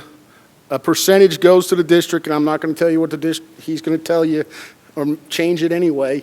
But a percentage goes to the district, a percentage goes to the school. The lion's share goes to us to manage and pay for everything. The other part with us versus the other companies, it does not cost any resources for El Paso because El Paso is where you are. The city can choose to defer to our officers to issue the citation. We've also created an adjudication process and have hearing officers that would be here, and they would not have to pay for that. That comes out of what we do for them. So the only burden to anybody in this would be the city of El Paso. Their final appeal on a citation would be to municipal court. And what that means is, of all those tickets we've issued, we found that approximately 10% move on to adjudication. From adjudication, approximately 0.06% go on to municipal court. Most of the time, people don't even look at the video, and as soon as they're told there's a video and they look at it, they usually walk away. I watched a hearing last week at our office, and it was a principal from another school district that we actually service, and he didn't look at the video, and he gave a reason for why he went past, and then he watched the video and just said, oh, you get me, and that was it. This is not a gut you. One thing you've heard about the red light cameras is it's 100%. And I went out when we first started this, I went to other cities and looked at how they were managing the red light program. And almost 100% are approved by an officer, and almost 100% are found guilty. Our approval on the officers that we currently have is about 75 to 80%. It can vary based on time of year, time of the day. They take all those accounts in before they issue the citation. We want people to have the opportunity to stop. We don't want them to stop and cause an accident because they realize that. So we do that. Our adjudication officer also is disapproving 39% of the citations. So the process is similar to the criminal justice system. Like I said, I've been doing this 30 years. I've made a lot of cases. I don't think I ever filed a case that somebody shouldn't have gone to jail, but there's some cases I didn't win because the judge, the jury, that's our system of justice, and that's why it works and why everybody wants to come here to live. That was my question, was the percentage that goes to the district as far as... 12.5 and it's negotiable. That's correct. It's normally 12.5 with Mr. O'Neill. And we would like to have our name next year when you have your presentation about the RFPs and who you have interlocals on there, because it's an interlocal with us. We'd like to see our name there with you. And we're not going to go away. I believe in being part of the community and having people present. We currently have 2 employees down here just to manage Socorro. Our process is about, for every 100 buses, we have an employee. They got 250, so we're a little bit off. But as all these other ones come on, we already know we have to bring on at least one just with Anthony coming on. That puts us almost at 275 buses in the area. You would have probably required 2. One of the people down here has worked for me in the past, and she chose to move with her husband down here to be the technician. She was trained prior to coming down here on how to handle adjudication, and they are bilingual, all our hearing officers. The way payments are made, internet, phone, or in person. And of course, in person is not very easy for anybody here unless they just want to drive to Dallas to see us. But with the number of buses in this area, we've already been looking at a model for setting up a small office here where we can do some of those things here. So it's not, we don't want to be a burden to your community in any way whatsoever. We want to make it as smooth as we can. The difference between this and the red lights, I will almost assure you red lights go away next legislative session. Mm-hmm. And I think the only reason they didn't, and this is from Representative Pickett, is because it was attached to the red light bill and they would not pull the stop arm away, and he pulled his bill that was going to probably do away with it. So your representative down here is the reason it's still in existence.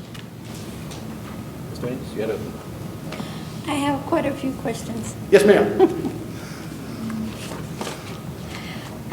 Okay. First, you answered one of the questions right now. But my question was, what is the revenue sharing on this? And I believe you had said 12? 12.5 is typically what we did until Mr. O'Neill was involved prior to, and the numbers he can talk to you about. It's always negotiable. Okay.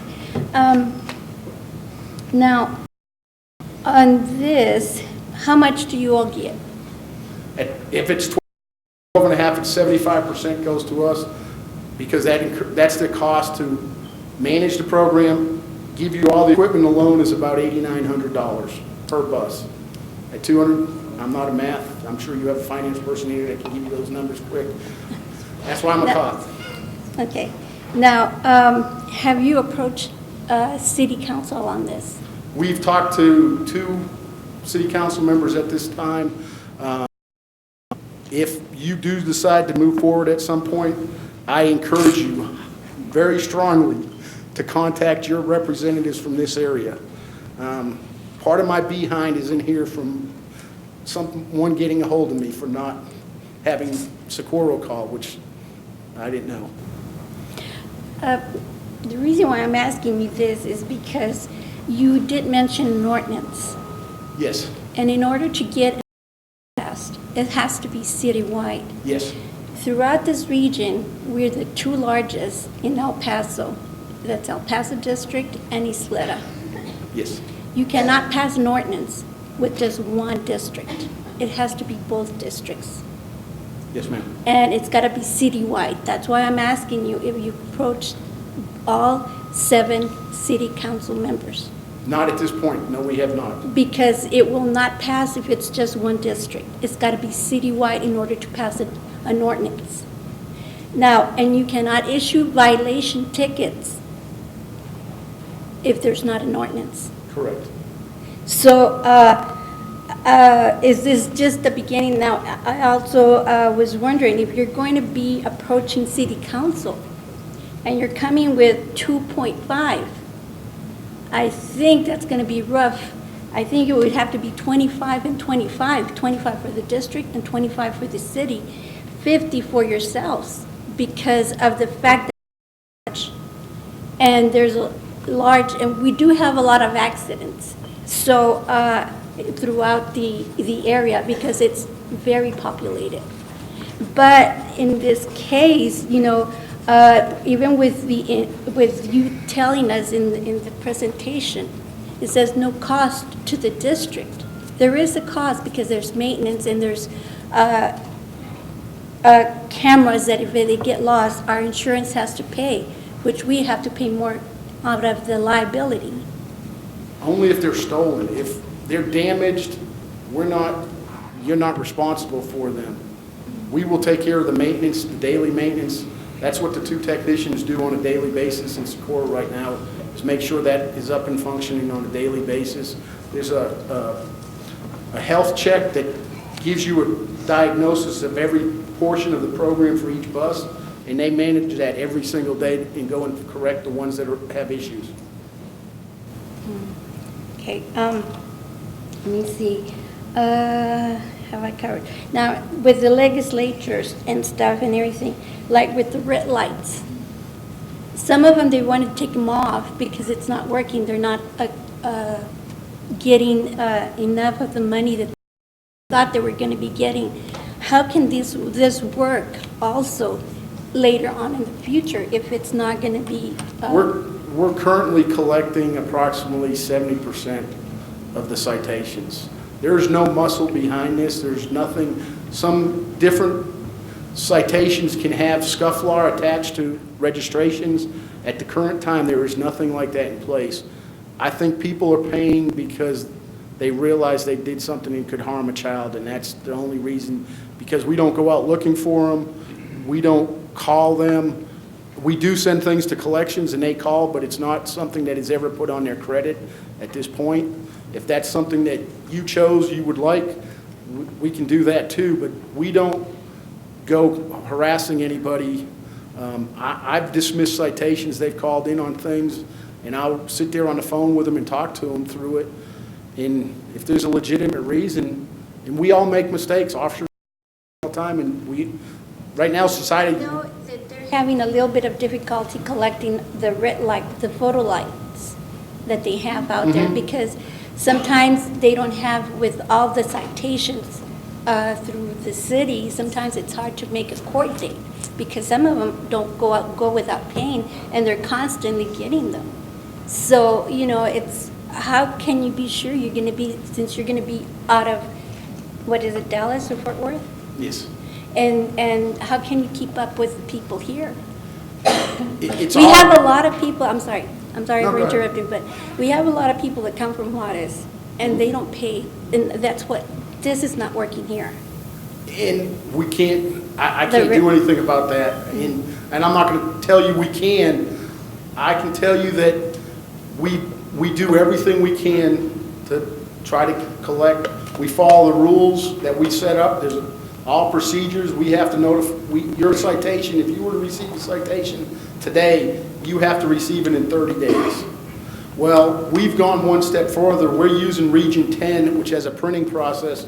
They're putting out tickets twice a week, so we're able to put the tickets out very quickly. to make sure they're in the mail, and all the other mailings that go along with it on our side, and it would be your side too, before anything goes on. As far as that, and we do know that is an issue anywhere on the border, and we just have to work around it. Yes, sir. Border thing, we're not, we happen to be the largest border in the world.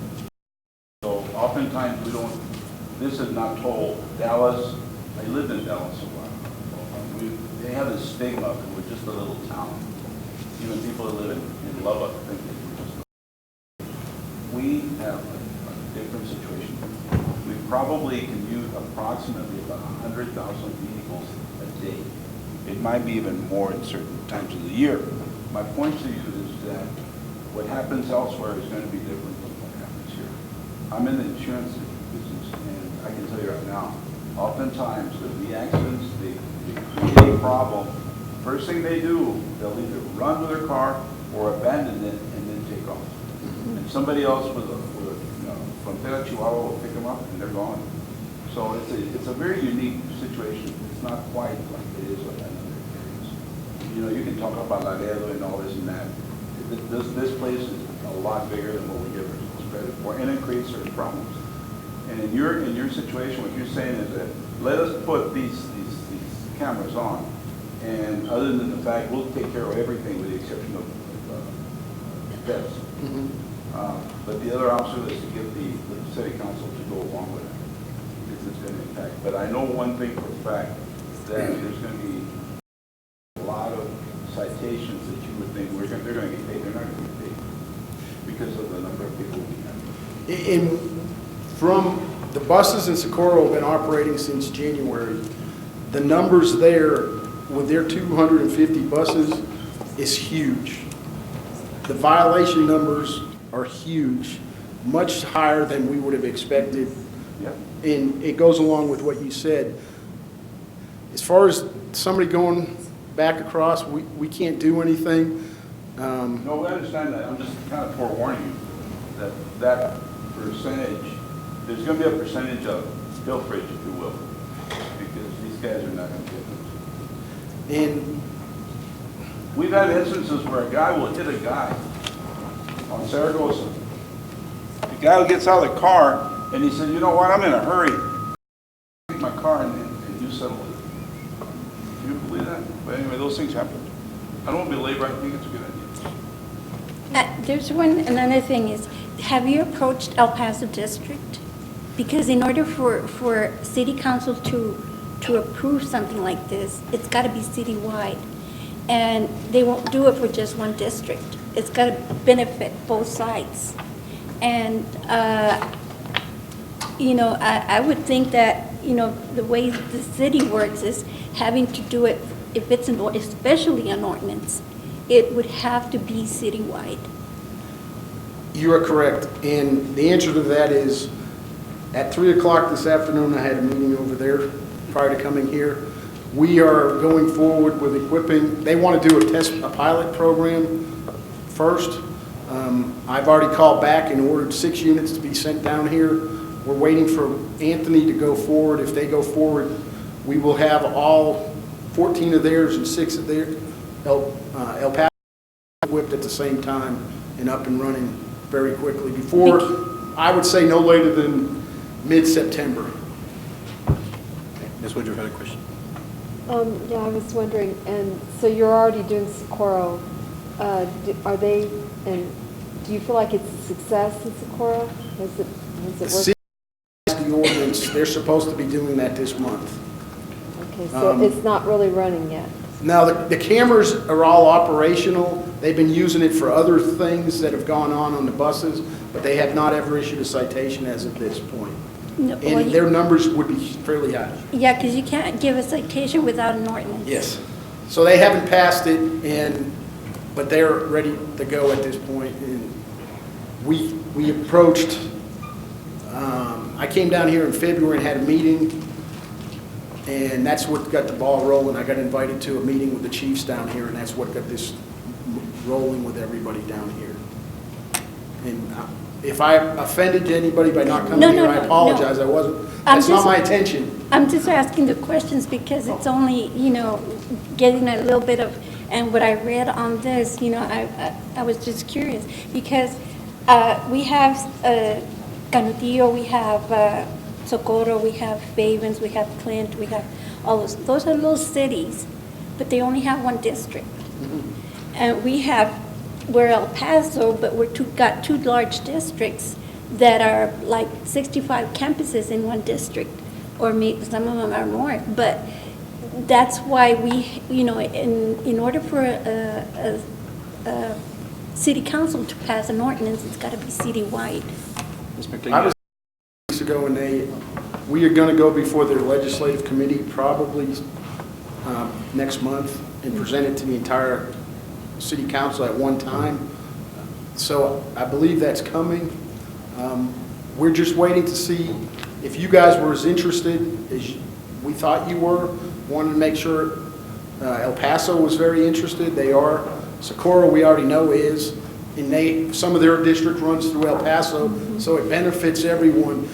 And that's why the difference with us being, we can handle that where it is if, like Socorro, they would have to have Socorro issue citations in their part of their district, and they would have to El Paso issue something, where we can do it all, and it doesn't take any resources from that police department, because I already know from talking to Chief Allen, they're fairly strapped on some things.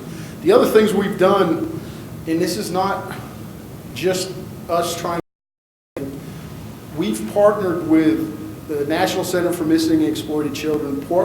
A part of our funding that we receive of that 75% is sent to them every year.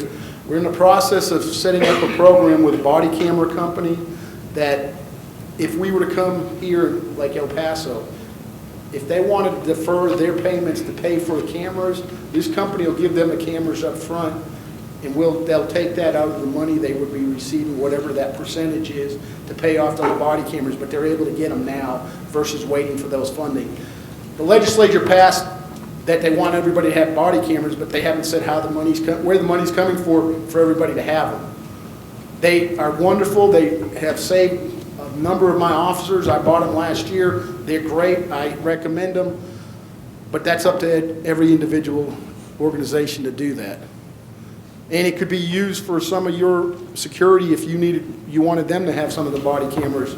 We're not going to tell you what to do with your money. The only thing we've recommended, and if it stays in the student safety realm for providing safety of the kids, the community's very behind it. The complaints we get are very few. Nobody wants to argue about almost hitting a kid. I had one that put up a long argument about the bus wasn't supposed to stop there. Well, and he just kept going. I said, sir, it doesn't matter. Finally, I said, if you ran somebody over and the bus wasn't supposed to stop there, is that like King's X and it's a free thing? He said, no, I didn't think of it that way. And that's all we're here to do, is try to make these kids safe, because these kids don't pay attention. When they get off a bus, if they're carrying a piece of paper or a ball and it blows, they just chase it. They don't think about cars coming to not paying attention. They think everybody's supposed to stop because that's what they do most of the time. I think even more than the citations, what I really like about the whole system is we now have, well, if approved, eyes and ears on every single one of our buses. I think we've been pretty lucky that no one's ever stopped a bus, forced themselves on it, and taken it somewhere because their student that they're not allowed to see is on it. And I think this is a fantastic way to increase the security that I tried to get passed 2 years ago. Well, it did get passed, but Dr. Z never implemented it due to cost. But Ms. McLean, you had a question? I've got a money question. So how much money are you projecting your company's going to make, and how much is Ysleta going to make from this? What are your projections? I know you've cut some. I'm going to go back to his question. Normally, we project a quarter of violation per bus per day. So you got 201 buses. 50 times 300 times 180, 12%, 60% of that collection, so, and then 12 and a half, we'll just use 12 and a half. I'm not saying it's not. I'm not the math guy. So, no, I know you presented Mr. O'Neill with it. Mr. O'Neill, what are the projections? What we did in the other district is we did a 3-month study with 10 buses. And just to find out, get a feel for how many violations are there actually. And once the board saw the number of violations, then they went ahead and made the agreement to go ahead and arm all the buses. At that point, I did leave. Okay, so I wasn't there when it was completed. So I can't really answer that question. We can get you an estimate. I can reach out to our neighbors to kind of get a feel for it. Well, what is Dallas making off of them then? You get me? I want some numbers right now. Yes. 50 or nothing. At a quarter of a violation per bus per day, it's around $400,000 a year. Excuse me, how much? 400,000. 400,000? And that's a total number, right? That's a 12%, right? Yeah. 12.5%. See, that came from your, so if he's wrong, you didn't hear it from me. He's our number one. You should be right. That's if you were satisfied with 12.5, but it is negotiable. That's correct. Like at 50. When we had the meeting, everybody was looking at him like they didn't know what they were talking about, and I already knew. So how much would the cameras cost if Ysleta did it on their own without this program? Mario, how much are we, because some of our buses currently have cameras. Okay. Okay, How many? not the number that they're going to put on them, but we do. And whenever we order a new bus, Yes, sir, he's exactly right. They're operating 8 or 12 cameras. Our buses have 3. And they're all interior cameras at about $2,500 for the camera and the memory card. And ours don't provide live data like theirs. Ours, we have to come back in and download, where theirs has GPS and other options as well. I think, I kind of like that idea, what that Socorro did, that what they did a test on them before they went full-fledged, because I wasn't a fan of the red light. I'm not sold on this yet, and getting money for it kind of bothers me, just the idea of it. So, I understand we're cash strapped, I understand that, but, just the concept of it bothers me. I'm on the streets a lot during the day. I mean, I'm constantly moving. And I guarantee you something, I've seen numerous times where the buses will, and for whatever reason, people don't. One life, just one life of a child is worth anything, whatever we make or we don't. I think you would be shocked if we ran a test, the number of violations that are actually out there. I think that would be good, so that we would have some information. Maybe it would make it easier to. And you know what I would say have this also? information. Because I used to live on Springwood, right in the middle of a school zone. You know who the biggest offenders were in numbers? Women. I'm not saying that because it's a fact. They'd still race up and down Springwood. They don't say those two schools. Okay. That's Bobby words. I mean. Yeah. Watch it. Especially when they're talking on the phone. He said, No, double hours. But one child is worth it. I just, I get the win-win situation. I just have a problem with the school district making money off of the thing, Well, let's say we only made 50,000, but we saved one child.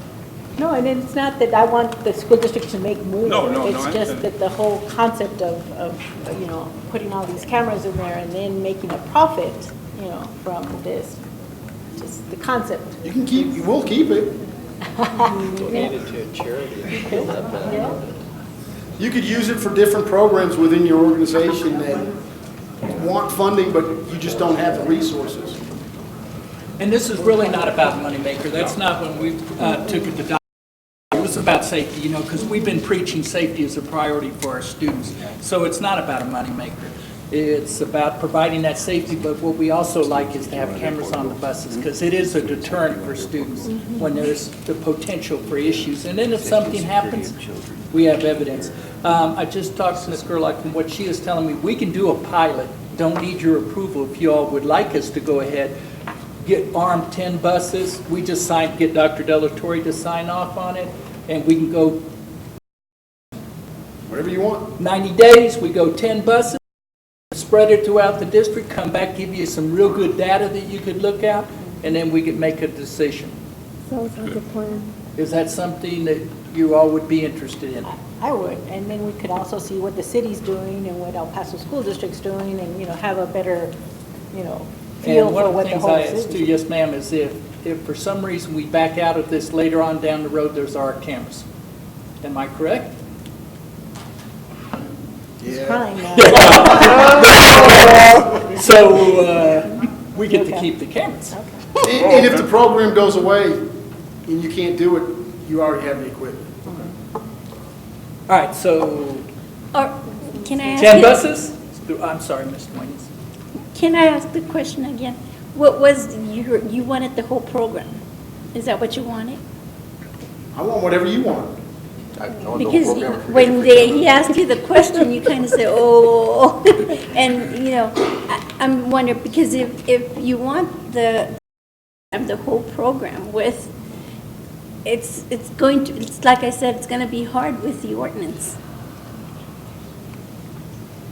They're taking a chance because We're taking a chance. with Socorro, Yeah, that's their problem. they went ahead without any ordinance, Yeah. and did all their buses. But on you can't hold. give citations until the city of El Paso, I mean, Socorro approves it. You're right. And they only have, I know. Well, So but we part have- of the, let's look at the whole thing. Socorro has got schools in the El Paso city limits, and they have, yeah. So it's well, not then only they El would, Pa- in order for it's them not only to, in order for them to pass the ordinance, you would have to go through El Paso too, to give a citation. We can issue citations just in Socorro alone because Dallas, some of Dallas schools, DISD schools, aren't just in Dallas city limits. And we've issued citations only in Dallas city limits. Richardson's, talking to Richardson right now. Richardson's a big one that has some schools from DISD in their city. But we've been issuing citations in their city. And not in Richardson, but just in Dallas. So if Socorro passes it, what happens is they geo-fence all of Socorro, and only citations from Socorro are pushed on to be approved by anyone. So if El Paso said no, it doesn't affect the schools in El Paso. Now, that video evidence is still there if somebody wanted to extract it for any reason. So, Mr. I think we O'Neill, should the move 10 ahead. would be scattered throughout the district? Yeah, so we get a good feel out northeast, down in the valley, you know, on the east side, so that we have that good data that we can bring back to you. But I think you're going to be shocked when you see the numbers. I really do. And again, this isn't being driven by an interest in generating revenue. What we appreciate is the increased number of cameras, both in the interior of the bus and the exterior of the bus. Interior, oftentimes there are incidents, oftentimes there are allegations made against the bus driver or the other adult in the bus that with video we could either refute or confirm. And so I'm less worried about revenue than I am about making everyone aware of the fact that we elevate safety and security to the next level. I don't like the idea that the Socorro Independent School District has 6 or 8 cameras on every bus, and we're surviving with 3 or 4 cameras that don't have some of the features. But what we can do is we can take each of the 7 learning communities, identify a couple buses in each one of the communities, run it for about 90 days, and come back and maybe provide you with a chart indicating how many violations were recorded by learning community and theoretically or hypothetically what we would have generated under the plan, and then make the decision at that point. I agree with Dr. De La Torre regarding safety, and I don't agree with 10 buses. We have the opportunity to get free cameras on every bus, and we can protect every single student that gets on one of our buses. We're going to say no, and then we're going to turn around and say, well, we're not making enough money. But then he just said that if we don't like the program, we can keep the cameras. How is that a lose situation for the district, especially when it comes to kid safety? To say only 10 when we have the opportunity for something like this is moronic, for lack of a better word. Is the opportunity going to not be here in a little bit? And that In 90 one days, will we bus lose the that opportunity? doesn't have that camera has my kid on it. You better believe I'm going to be awful upset when we have the opportunity to get here and get ours.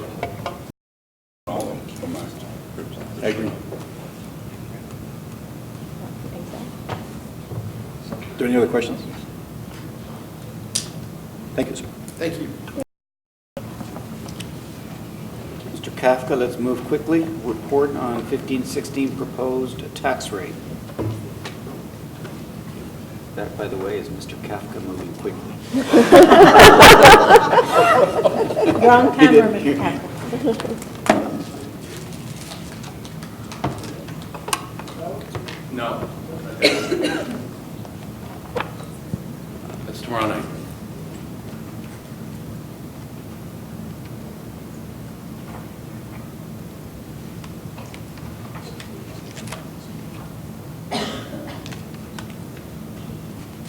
No. That's tomorrow night. I apologize for those other two that I received. Oh, you should have got this Thursday.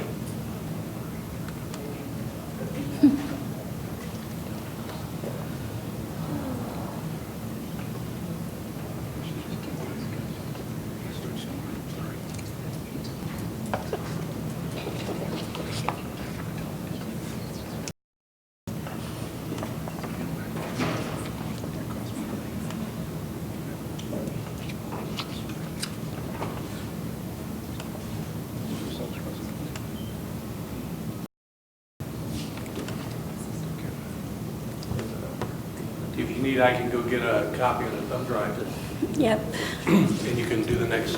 yeah, I think so. Should we Because move I don't on know to the about next one and animals then and come back to this? Why don't we let Champagne come forward, and we'll take number 5, the report on audit plan 15-16. Report from the internal audit. Ms. Champagne, the floor is yours. Good evening. Good evening. President Haggerty, board members, Dr. De La Torre. Good evening. Any question? No? Good night. Just kidding. Any question? Well, you have the report was sent in June, and then last week you have a booklet that I will prepare a presentation on September the 8th to go over the report. That big binder? Yeah, the big binder you received this past weekend? Yes. The yellow book, Yeah. about this thick. Yes. The pre-K program audit, Yeah. right? And we'll review that on September 8th. September 8th? Yes. And so your other question is there any questions relative to the audit schedule for 15-16? Yes, for audit plan 15, 16, you're going to vote on Wednesday. I need you to vote on the action item so that our audit work papers are officially recognized, that's protected, not for open record request. The final audit report will be subject to open record request. This is the one that was dated June 4th, and I have a copy just in case anybody needs a Yes. quick look at it. I have a presentation on August the 10th. Say it again? I have a presentation that you were going to give on August the 10th. Is that the same one? All that, the quick summary for you all to look at it to see if you have a question. If you don't have a question, then Oh, I thought it was going to be a presentation for it. So I guess my only question is, now that you're going and having to go back and review the corrective action as part of your audit plan, do you have enough people to do the work? we will see, because our corrective action plan verification will start from September. Those we started in March, when we issue audit report in March, to remind them. From there, we will have 3 to 6 weeks to go back to look at how the corrective action plan was implemented, and it will start about September, October. Because that's very important that, you know, that the corrective action review get done, and that your audit schedule doesn't suffer because of it. And Yeah, so I know that you don't have any additional people, but you do have additional work. So that's why I was asking if you have enough people to do what you're I doing. really cannot predict that yet, because what we're trying to do is I try to work that into our audit program so we can kind of do it integrated. We're looking at a new thing, but we also make sure the old things are taken care of. So I will be able to tell you about December to see how we're doing. All right. Fair enough. Thank you. Thank you, Champagne. Very Thank you very quickly, much. status report on district-wide facilities and maintenance. I believe both Mario Rodriguez and... Mr. Brewer got ill and had to leave, so I'm going to fill in for him. Okay. Real quickly if there's any questions.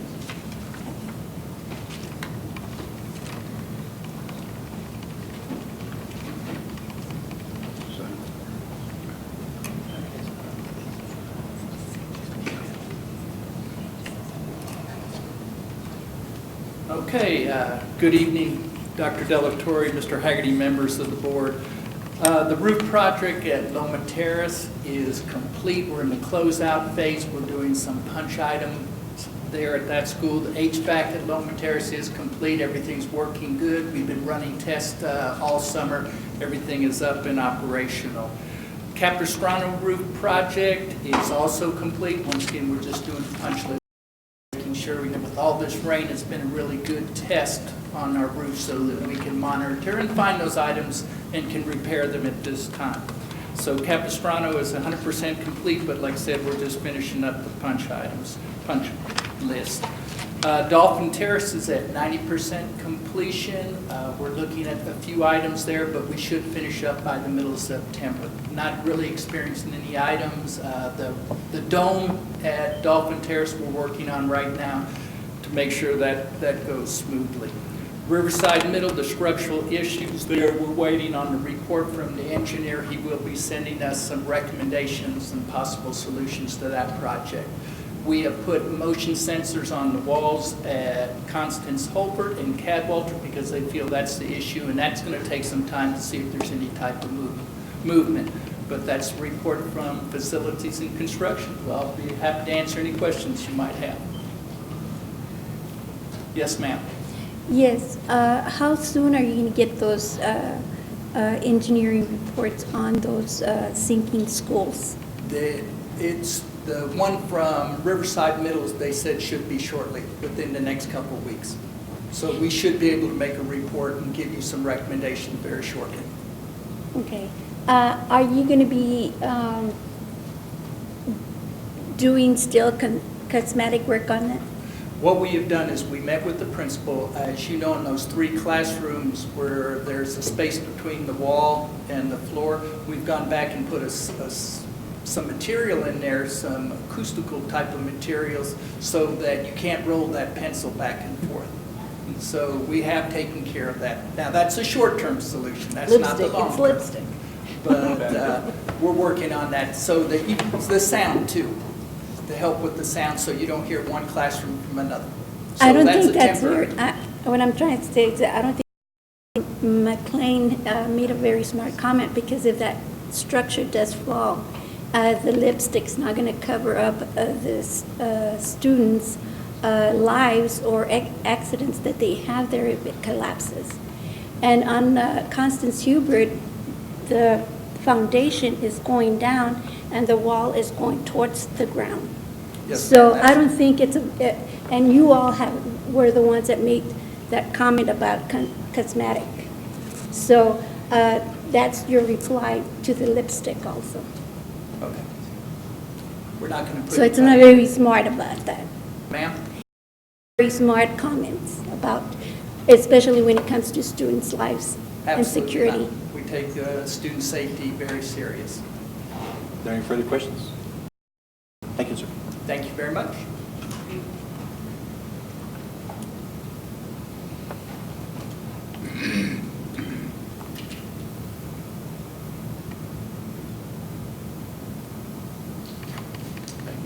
Good evening.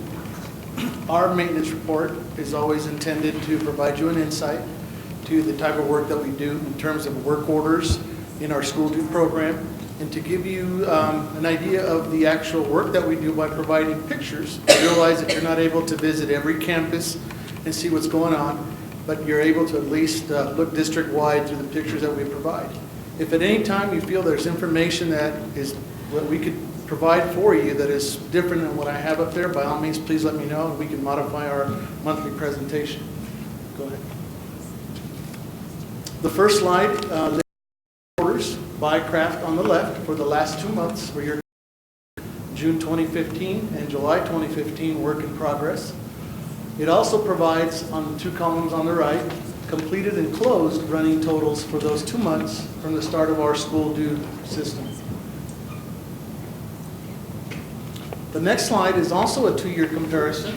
This is the entire school year 2013-2014 of our completed and closed, again divided by craft on the left. The fiscal year meaning July 1 through June 30th.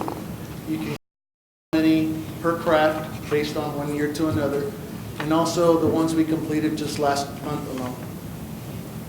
Next slide. If you want to do a more in-depth comparison by craft and trade by month, this is the 2013-2014 school year. If you go to the next slide, it'll give you the 2014-2015 school year. This graph illustrates the number of work orders that are work in progress by month for the last 18-month period. You can see that we fluctuate. I guess in the beginning we started right about 2,000 más o menos, and we're now more towards the 1,500 in terms of the work orders that are open or work in progress every month. The ones that we close, we do have some peaks and valleys. We average roughly around 1,800, with these last 2 months being our slowest months. And I say that slow because it's not the number of work orders, but the amount of time that it takes to close out these work orders. A lot of them are HVAC related this time of year. And we also do a lot of our gas testing this time of year. If you take the 1,663 that we have currently open and divide them by craft, you can see that HVAC makes up about 37%, which is the majority, followed by general craftsmen, that's doors, windows,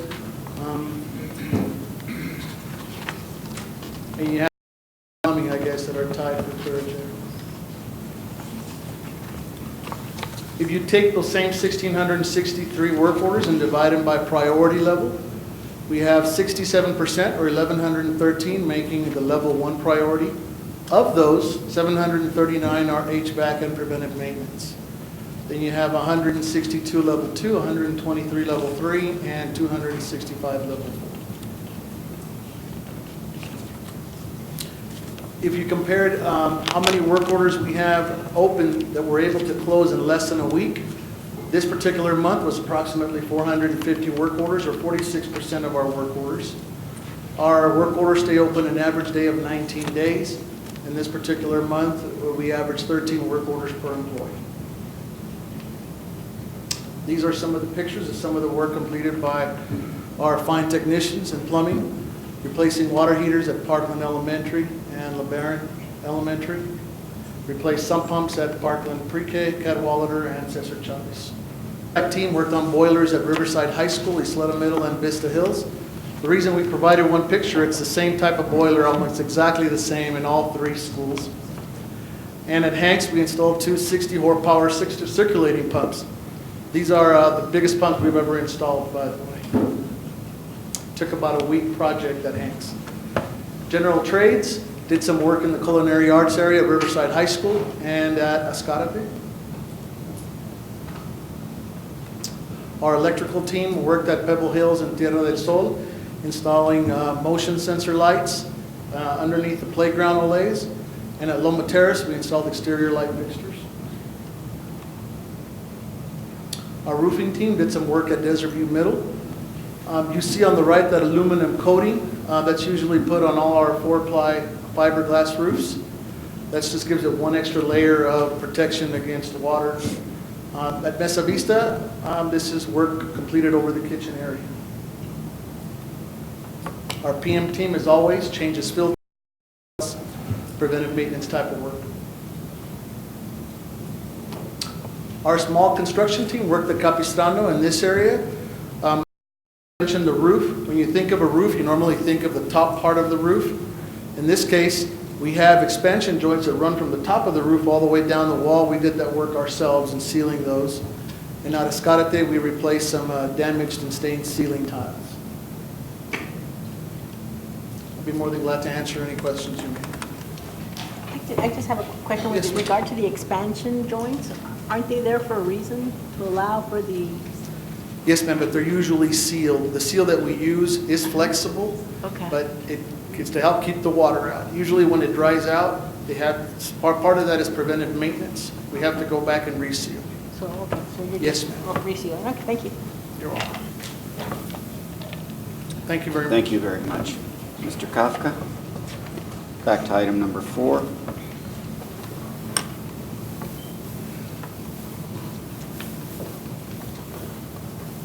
Good evening, President Haggerty, members of the board, Dr. Delatorre. I'd like to tell you this is going to be worth the wait, but I'm afraid it's probably not. We have two purposes today, or actually one is previewing tonight.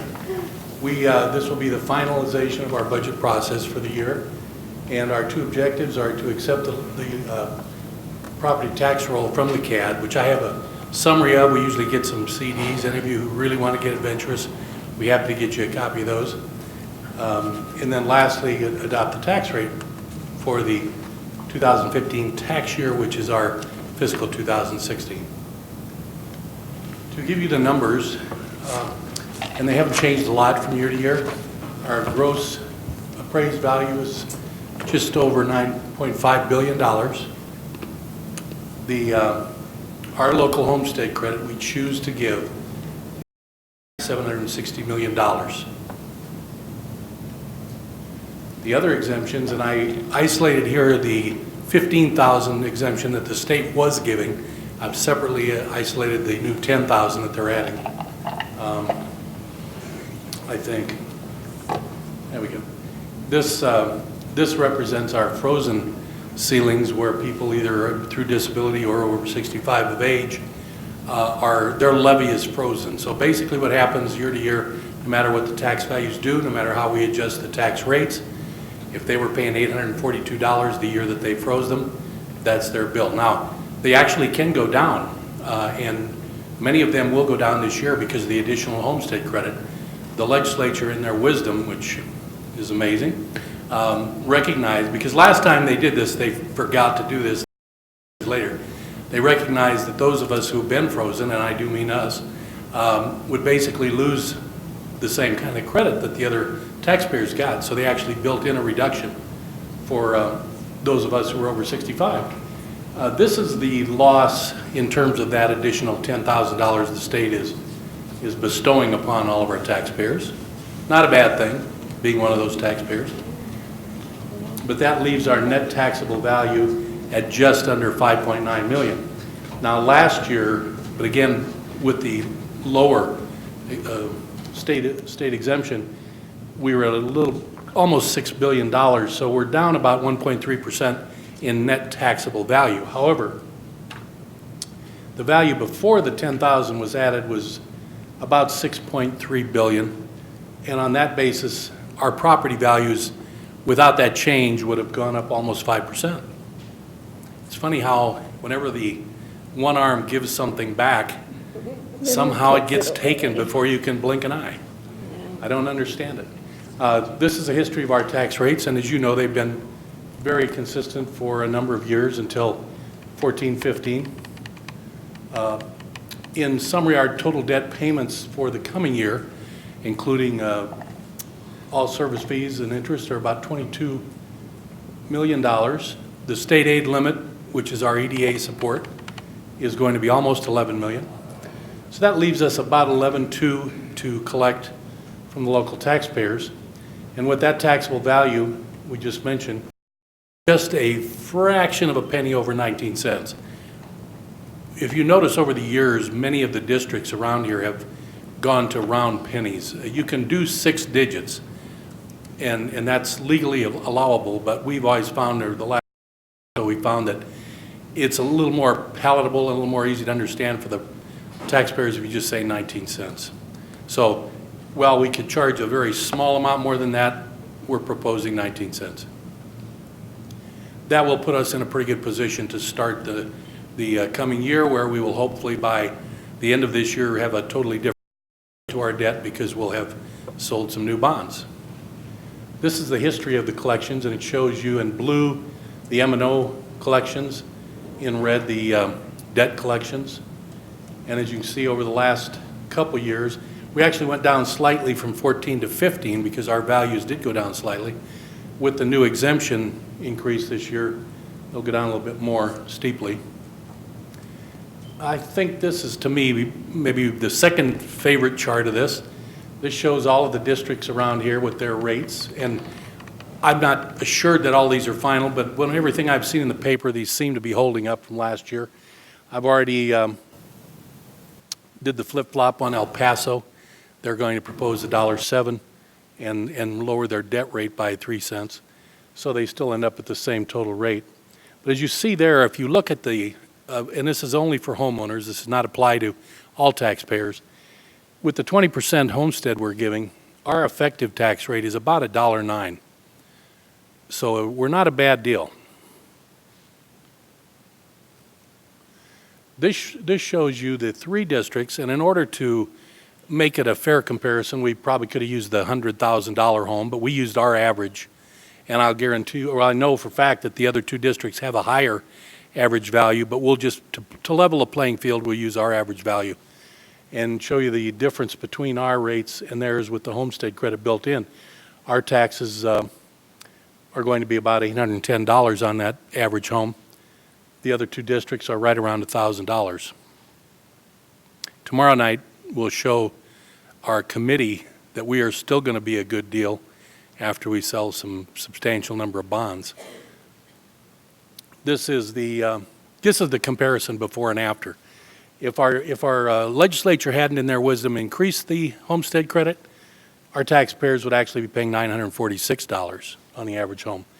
In fact, that $810 is a comparison. So everybody is hopefully going to see good news on their school portion of their tax. Now, I can't tell you what's going to happen with the county, the city, the hospital zone, but we're the biggest player usually. The school district is a good half of your tax bill usually.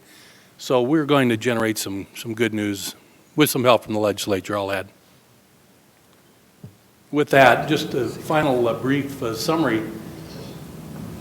This is not official until the November election. If it were to somehow not pass, which I can't fathom that happening, they would actually send a second tax bill.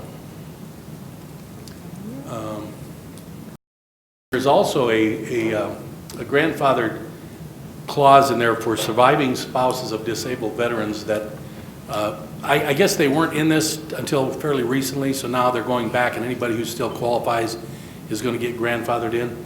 And because of our presence in the Northeast, it's going to be a significant, another $100 million reduction. But it will not happen this year. It will happen next year. So I think with that, we're done. Any questions that I can try to answer? Thank you. Thank you, Roland. Thank you. You guys want to take a quick health break, or do you want to power through the Break. break? 5 minutes? We'll be back at 10:01.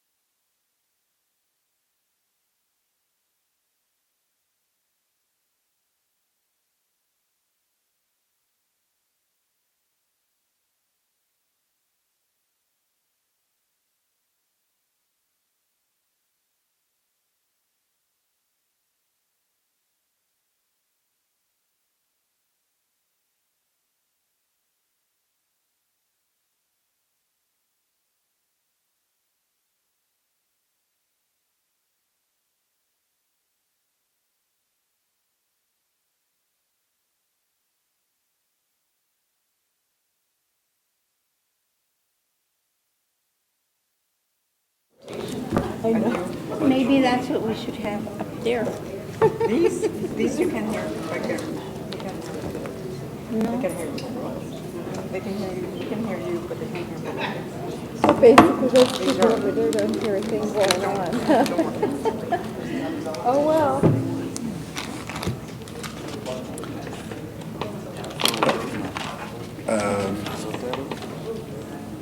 He was here too. Okay, thanks. I don't know him. Mike. Oh, yeah, he is right there. So we ready to get started so we can get out of here? Yes, sir.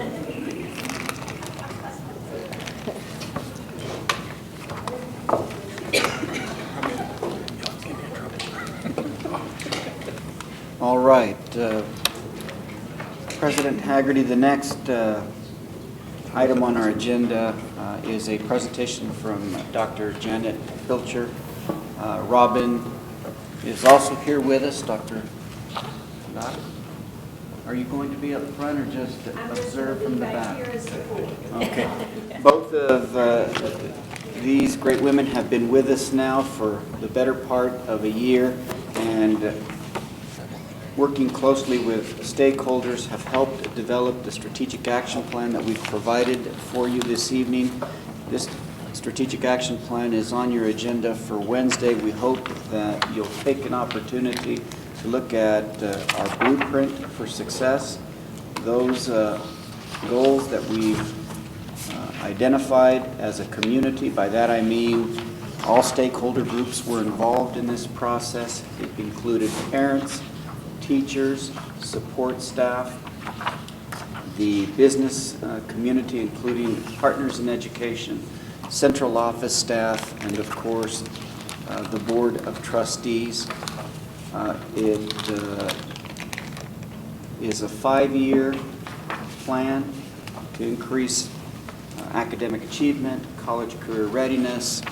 It outlines how we hope to invest in people, introduce systems that promote effectiveness, efficiency, and transparency, and I forgot one, service excellence. Service excellence. Elevate our service. Become servant leaders. And so when you get a chance, please take a moment to look through that. We've also provided, I believe, the plan for you on that new nifty thumb drive. Yeah. Those thumb drives have 16 gigabytes of memory, so whenever we have something significant to share with you, we may ask you to bring them in. We'll load it for you and then give it back to you, so you'll always have the information at your fingertips. And what Dr. Pilcher is going to do is discuss current and next steps. Dr. Thank Pilcher. you all. President Haggerty, Dr. De La Torre, and members of the board. It's great to be back with you. It feels like it's been such a long time. I don't think the last time we were here was around April and May, but had a good summer and ready for a good start to the school year. I'm going to take a few minutes and just give you a time to go back in history for a few minutes to help us paint the picture of where we've been the past year and then the next steps for the future. So I have 2 slides as overview slides. We've followed with the district and with Part Country, we follow what we call an evidence-based leadership approach. And the first part of that approach is creating a strategic plan and operationalizing that plan with a scorecard having overall results, progress monitoring measures, and very specific actions. And one of the things that we'll show tonight, too, is the alignment.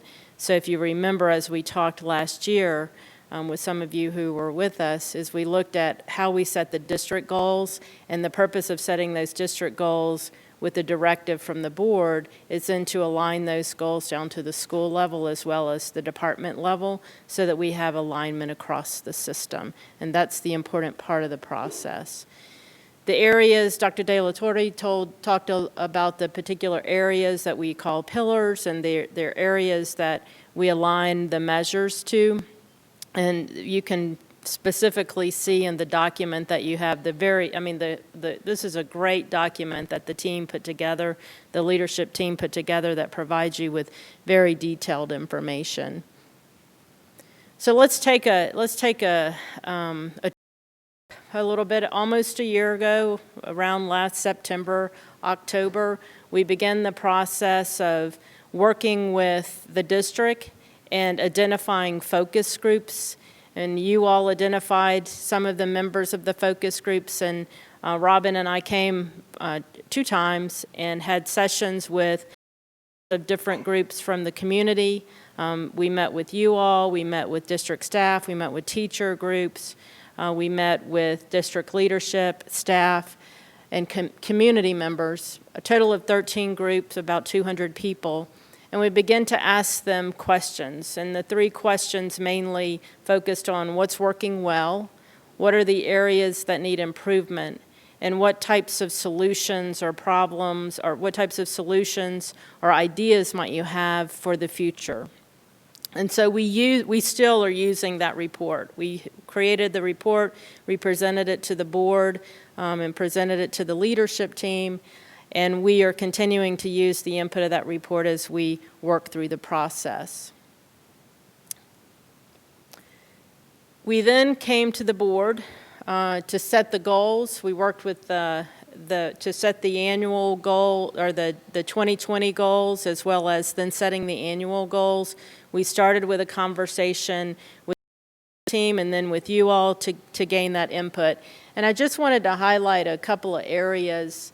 As we were looking at the goals, there were 2 items. The 3rd bullet and the 2 sub-bullets are really important. If you think back over the conversation that we had at the meetings last year, the board provided some great input. And the 2 areas of input that we paid the closest attention to, that really provided good direction for the district, was making sure that we paid attention to closing the gap on student achievement to ensure that all students attain success, especially those in ESE and ELL populations.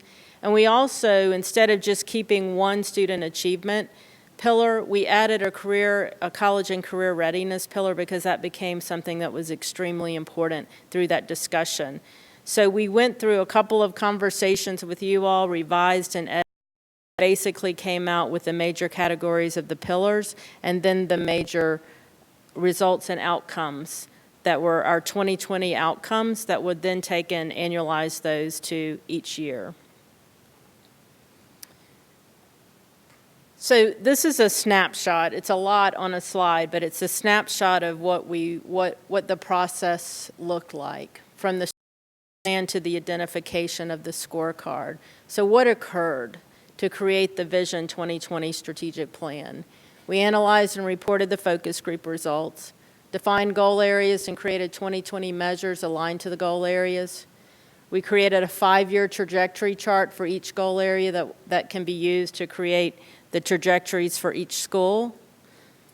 We created the first annual scorecard for the 2015-16 goals and measures for the district that aligned to Vision 2020 goals, determined core categories to achieve goals for the district, selected progress monitoring measures to predict outcomes during the year, and this year we'll begin to gather diagnostics and benchmarks for workplace engagement, parent satisfaction with district support services, and finance and operations. The district leadership team then worked with the schools and the departments to begin to establish their aligned goals and metrics and scorecards.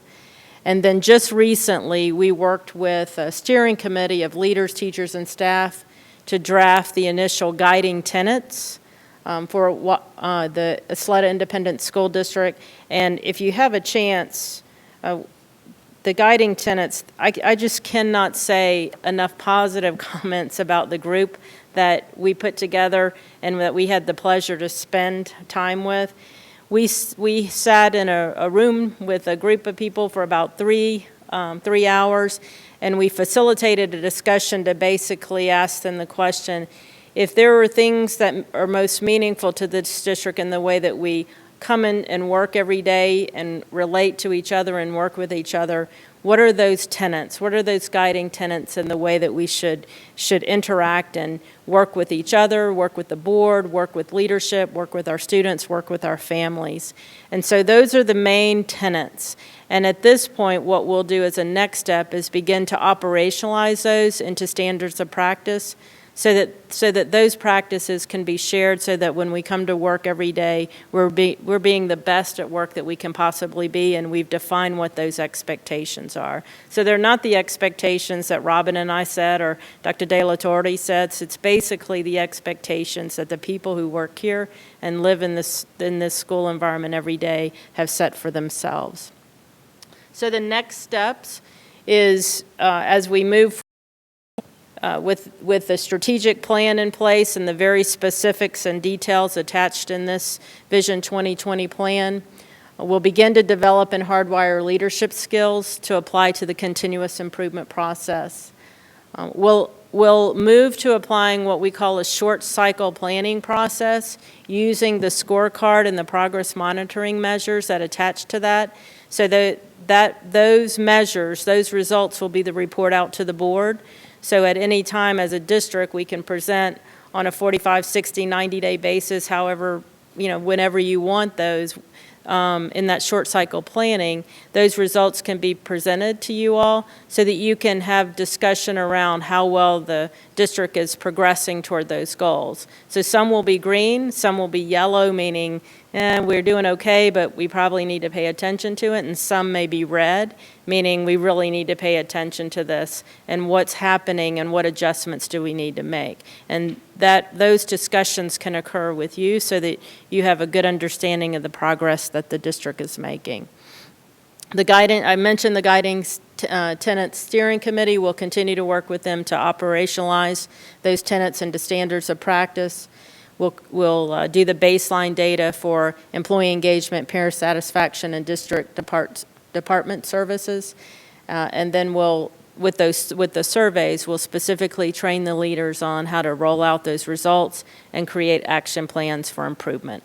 So the plan is set in place, and now it's time to operationalize that plan, to work off the continuous improvement model, to continue to engage in what I think are the most fun discussions of how do we continue to do the work in order to do the best that we possibly can for our students and families. Questions?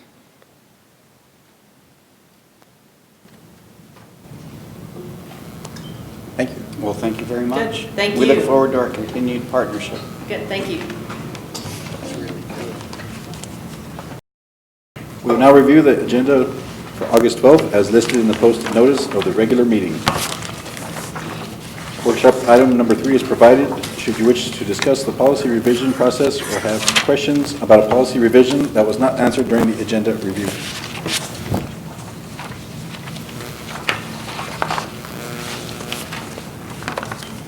First, we'll have the agenda review. We'll have the approval of minutes, superintendent update and reports, report on 2015-16 proposed tax rate, public hearing on proposed tax rate, fiscal year 2015-16. The consent items I'm going to go through. Stop me if you want to discuss an item, otherwise I'm going to continue.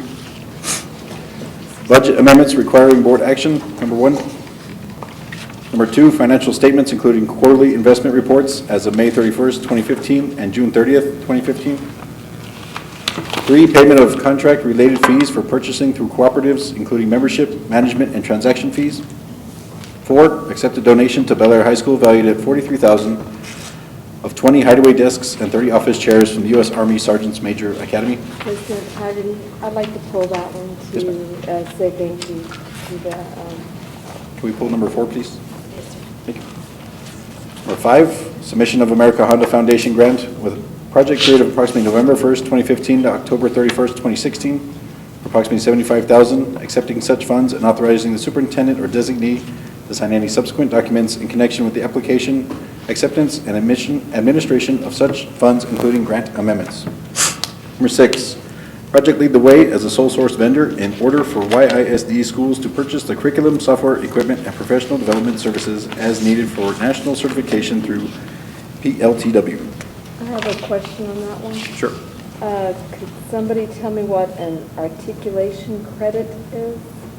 That was in the wording. It's like what they get at Bel Air in the health magnets program. It's like It's not a dual credit class, it's a class that's coded so that they get articulate, they get the credit for it that way. But it doesn't really go on to an upper level. I mean, there's, okay, so it's like. you can answer better than me. So it's like the foreign language credit? Yeah. No, I it's saw not it. like For Articulate credit, the students get college credit where they do not have to take a particular course. They can go on to the next level. Right, okay. So that's not hard? Okay, thank you. Any other questions on number 6? Number 7, ratify the annual YSD contract 2015-0392 with El Paso County Juvenile Board to continue the operation of the Juvenile Justice Alternative Education Program campuses throughout the district during the 1st 2015 to July 31st, 2017, and may be renewed thereafter on a year-to-year basis and remain in effect until terminated by any party at no cost to the district. Number 8, YSD contract 2015-0348 with Innovative Interfaces to provide software maintenance services for the automated library circulation system during the period of September 1st, 2015 to August 31st, 2016 in the amount of $51,384 from various district funds. Number 9, award of YSD solicitation 216003 RFP, Science, Technology, Engineering, and Mathematics Services and Support Materials during the period of August 12th, 2015 to July 31st, 2016, with the possibility of 3 one-year extensions for $1.5 million from various district funds. I have go ahead. I was wondering, because how do they, this looks like one of those things where we have a list of vendors and then people get to choose what they want. How do they determine how much money each school gets, or how does that work? Do you know what I'm trying to say? Or I'm not asking it well. In other words, how are the services and materials allotted to the schools? So I think there's a standard allocation for high schools, a standard allocation for middle schools, and it's what you described, and that is that we've set $1.5 million aside in the budget. I believe last year was the first year, or maybe the year before last year. According to my response here, last year was 140,000. Who can address? Christine Gerlach? So last year was the first solicitation that we did for the STEM, and we only had one campus, to our knowledge, from a purchasing perspective, that was using the STEM.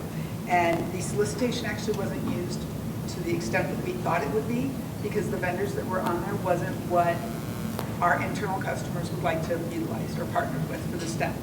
So we quotes approximately $31,000. So that was one campus. This year, from what we're hearing, is it's going to go, the STEM is going to go this year, and it's going to be launched with the middle schools, more of the high schools, and possibly pre-K up through 12. So in saying that, we're definitely going to pass the 50,000 this year. So what we did, well, we feel that we're going to pass the 50,000 this year. So this solicitation is going to be like one of those instructional ones where we're going to try and hopefully get a bank of vendors, so that when principals go and come up with plans to do the STEM programs at their schools, the vendors are already awarded, and we don't have to go find vendors, they're already there. So. And the 1.5 million, we came up with that. You developed the 1.5, but. We just feel that if every high school does it, if we spend 30 with one high school and all 7 high schools do it in middle schools, we'll be at 1.5, I think, in a blink. But they would rely on their site budget. Oh, yes, of course, that's a given. They're not getting extra money, it's just what already has been approved by the budget. Okay. And then as far as how it gets divided out, once they reach the 1.5 million, because of the 25% rule, we would come back and ask for more money. But because this is a 4-year plan, I think we'll hit the 1.5 for sure. I think STEM is where we're going. There's 57, right, vendors?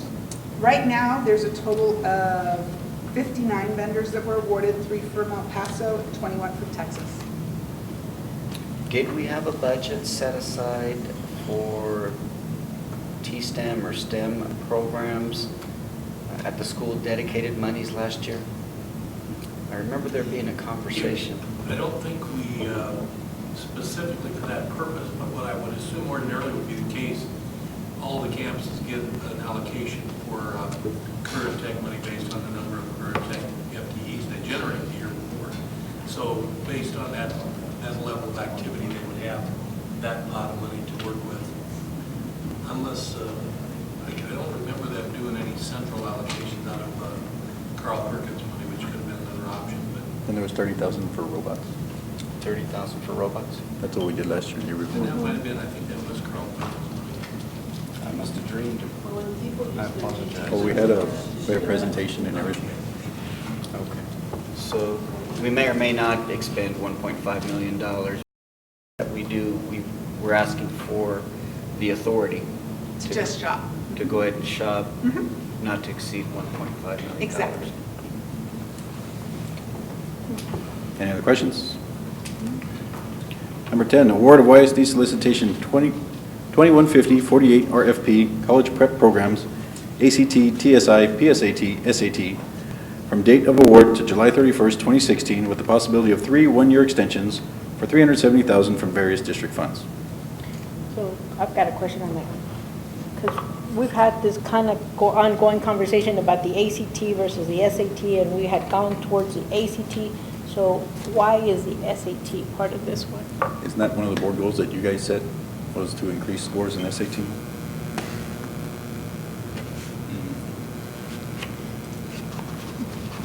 So did the, So if I may answer. yes, So thank you. this is basically the prep program where we're offering these services for kids to prepare them, and it gives us a range from ACT, SAT, and PSAT, and even the TSI. And we're tentatively offering about 2 sections per high school. So that's what this contract is. And it's also offering after school, before school, and So how do they decide So the which- testing itself, which I'm thinking, I don't know if that's the question. Another one where we're doing the ACT testing. Right, that's different. Yes, But, different. I mean, but this is the classes, right? Yes, ma'am. That the high school kids can enroll in. For prep. preparation, So, correct. how are they being taught? Because it used to be before just SAT, right? So then, I think last And so year, the the campuses have recommendation the was. autonomy. And so we met on July 23rd, on a Thursday, met with all our high school principals, and we collaborated and discussed those very items. And so the discussion was, and I don't want, it is going to cover the other items, but they're all related. And so the discussion was this, and last year, we tested all in PSAT and ACT. And that was the first year in which it was decided last year that we're going to test all our 11th graders under the ACT, okay? Because it's criterion reference, not norm reference. So that was the rationale behind that. So then the discussion was, well, why were we testing our 11th graders one time, PSAT, not giving them an opportunity to target those high-end kids for National Merit Scholar finalists? So the discussion amongst the principals, and we all decided that we would this year transition all the testing down to 10th grade. The idea is that we're going to target now, because basically what happened, we would just test them, and that was it. It was like just to see who qualified. So there was nothing being done with the data. So now the discussion was, okay, so why don't we move it down to 10th grade, test them, target our top 5% and any other kids that are high flyers, and then offer perhaps like these college prep programs to prepare them, so when they come in as juniors, now we test them again, and hopefully get some more National Merit finalists, because we haven't had very many, because we weren't doing anything with it. So that was another discussion. So part of the discussion, what's going to be presented to you all today, is that we're going to want to, because it's also not fair not to test the 11th graders, because they weren't tested. We're stuck at transition year. So this year, we're proposing to test all graders in PSAT, with the knowledge that next year, it's always going to be 10th graders, PSAT. Now to answer the ACT question, because this year was pretty much our first year as our flat line, we have no data to speak of to make a sound decision to say what is more, which of the 2 tests we want to proceed. Now we know that SAT is going to go into criterion reference as well. It used to be norm reference. Basically what that means is when we're testing, we compare ourselves to each other, not necessarily to the standard. However, SAT is going towards that as well. So we figured, well, why make a change at this point when we already did 1 year as a baseline? We have no data to say how we're going to do. Let's go ahead and keep it. And it was collaborated, and we all agreed as principals and myself, and we all decided, let's keep it for 1 more year, and then let's see what the data says. And that also gives us an opportunity to look at SAT, because they're initiating this new exam for the first time. So then we'll have a chance to look at their results and see how they are, and then we can come back to the table, look at our results. We'll have 2 years of data, SAT results, and then make a more sound decision, as opposed to just making the decision to change. Now, I understand that some of the services that we are allowed, I know through E2020, we are able to give students the opportunity to get these courses from online for free, from home, for ACT. So those are some of the discussions we've had. So the bottom line is this. In summary, we were testing kids in 11th grade for PSAT, and we did nothing with the data. So now we're considering, let's be smart, take them down 1 more grade level, test them, identify those kids, and then put them in those college prep programs. So now we're actually driving that as opposed to just hoping and praying. I don't know if that answers Well, your it's question. just what I didn't want was for us to have been with the SAT for so many years, and then last year move to the ACT, and then this year go back to the SAT. That's what I was hoping that we You're weren't absolutely doing. right. We didn't want to make a harsh decision because we have no data. And I'm very big on data, and the principals were big on data. We always want to make a decision that makes sense based on what the data tells us, as opposed to what my feelings tell me, because I can feel a lot of things, but data is what's going to drive our decisions. And because the results don't come in until they're not in, we don't expect to get them until late August, early September. So we don't even know what the data looks like at this point. So at this point, it doesn't make sense for us to make a decision. And then the other factor is SAT is barely going to institute this new test as well. So we don't even know what those results are going to look like. They also offer a college prep course for free for students. Yes, the Khan Academy does for the SAT, but then the E2020 also allows us to give those kids those modules for free from home as well. We already pay for that, which is our credit recovery program. So we do have some of that as well. So it's not like the kids are just left with nothing. Now that being said, we do also give, and we had a discussion, and the principals do understand that in the fall, PSAT is going to test, and their charge is going to be target your top 5%ers and offer them support services to see if we can get some more national merit scholars. Because right now, we're not doing anything with those PSAT scores. They just take it, and we just see who gets it. So those are some of the discussions. Well, sounds good. Okay. Yeah, it sounds good for the kids. Any questions? Thank you, Mr. President. Ratify YSD contract 2015-0383 with ACT Inc. to provide the ACT Plus writing test to all 11th graders during the period of June 1st, 2015 to August 31st, 2016, in the amount of $175,150 from local funds. Number 12, ratify YSD contract 2016-0176 with the College Board to provide College Board exams, products, and services related to college readiness systems, and provide 1 PSAT for each 2015-2016 10th and 11th grade student for the period of August 1st, 2015 to June 30th, 2016, in the amount of $68,929 from local funds and contingent upon legal review and approval of contract. 13, YSD contract 2015-0387 with Region 19 to provide support with the implementation of the Texas Student Data System TSDS initiative at the Texas Education Agency during the period of 2015-2016 school year in the amount of $4,000 from local funds. Number 14, an increase in the amount of $50,000 for YSD solicitation 2150-04 RFP bus and fleet parts and services, changing the estimated annual amount to $225,000 from various funds. 15, award of YSD solicitation 2150 CSPRB ACAC boardroom AV upgrade rebid for $100,772 from district funds. Number 16, TASB recommended and Ysleta specific changes to the Student Code of Conduct for the 2015-16 school year. I have a question. Yes. What does this mean? What exactly does the recommendation of Ysleta changes to the student code? Mrs. Duenas, what we did is we brought we do this every year. We do an evaluation of the Student Code of Conduct. And so we brought in a group of administrators and associate superintendents and went through the document and made some minor changes to the document. The biggest change we made is when a student is placed at the DAP, the level 2 appeal hearing in the past had been with the area associate superintendent. We no longer have an area associate superintendent. So we changed that to to now it says there will be an associate superintendent committee. So we feel that it's a better process. It's more comforting to the parents when they walk in instead of just one making a decision. It would be a committee. For example, a special ed student that would be recommended to go to the DAP, to Cesar Chavez, it'd be the associate superintendent and somebody from the special ed department there to assist with the appeal. But to answer your question is, that part is, the group of administrators went through the document and made some minor changes. Is this like changing policies?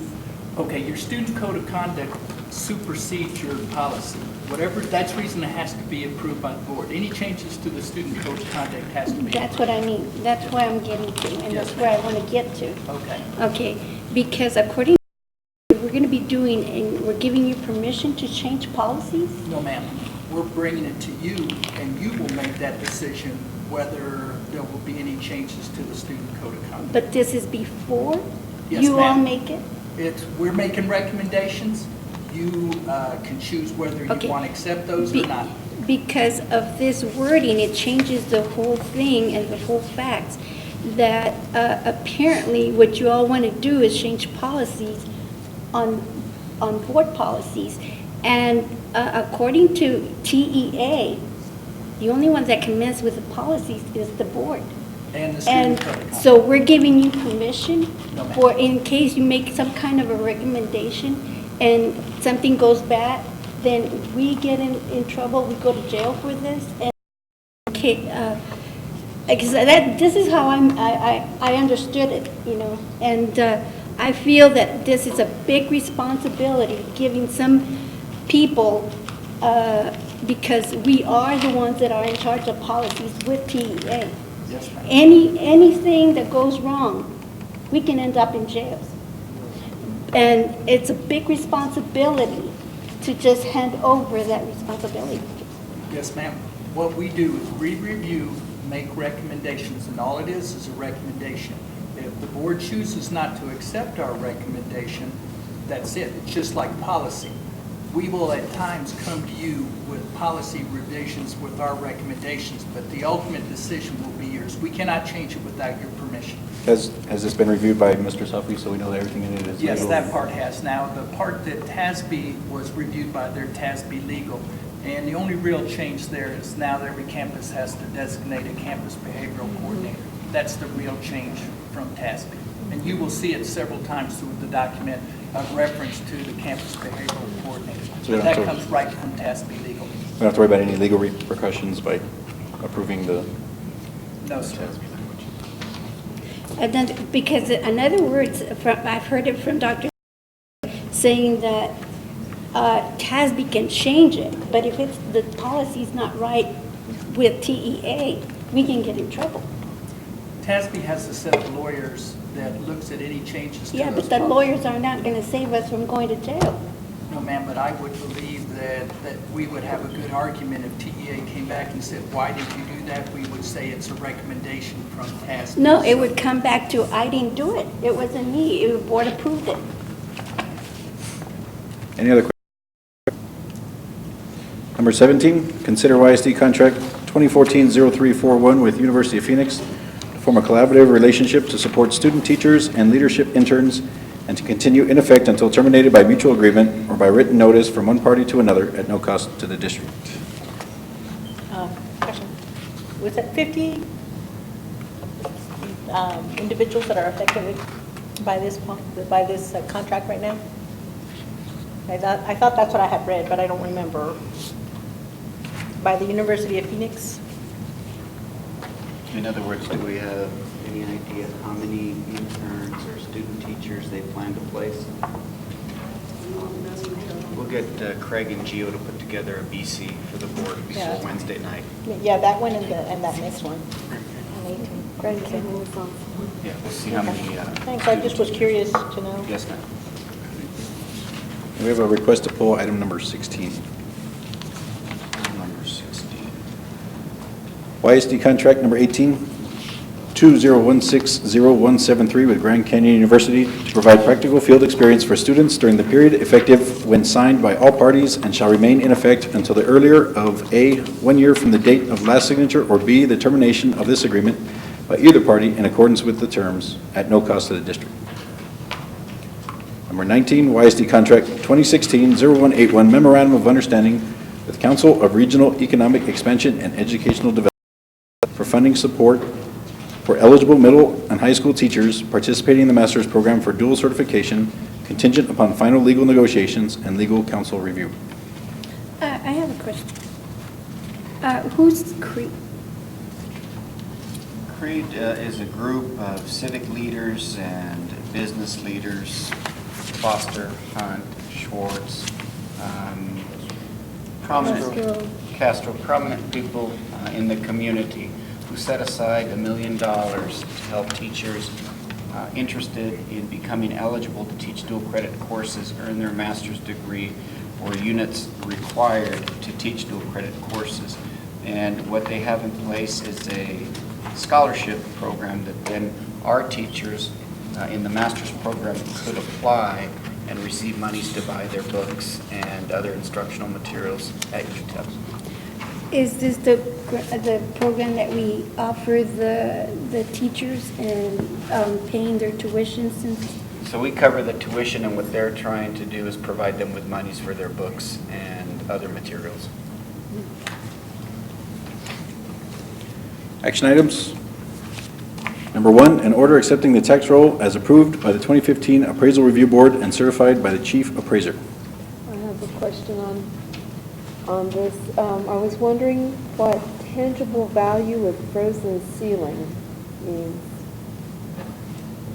It's on page 264.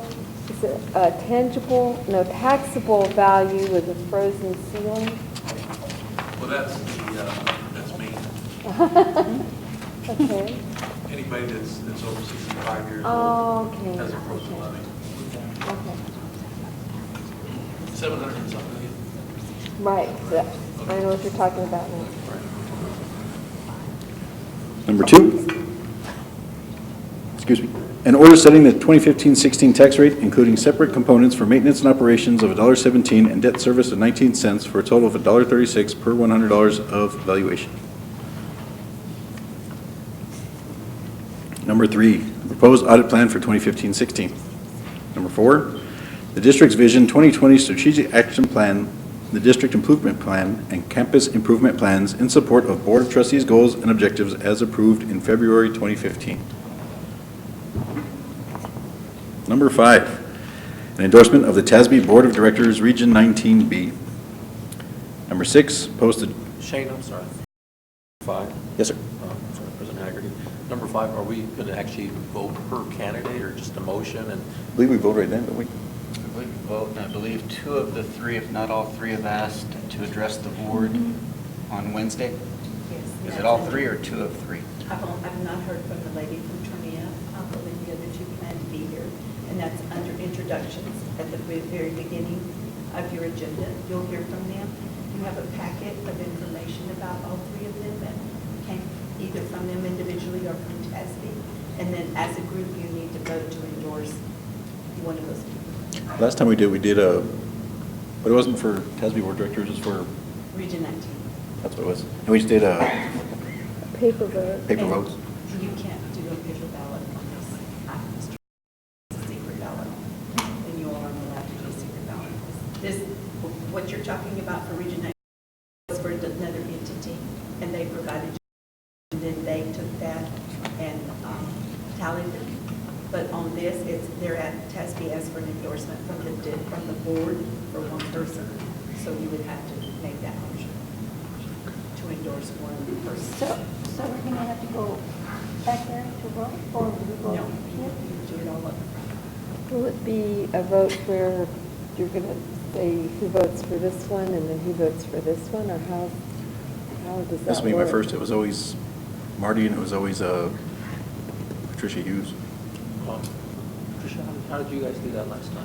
Well, you know, Marty was our representative, and she was on So since these- before, no, since Right. before I came on. Oh, So, okay. you know. This is the first time we've Yeah. had it like this. This One is why way. we've got so many questions. Nobody really knows how One we way do to it. do it would be to make a motion to support Joey Bananas, see if they get a second, and then all those in favor, aye, opposed, and then if the motion fails, then you would go on and wait for someone else to make a motion.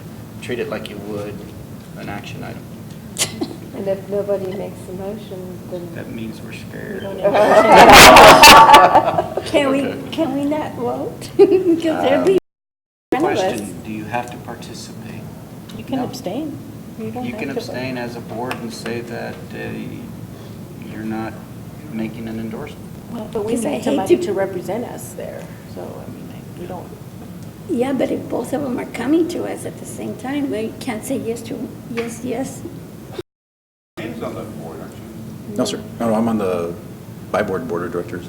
This will be for the SB leadership. It's a key role. Board of Directors, I think they call it, or something like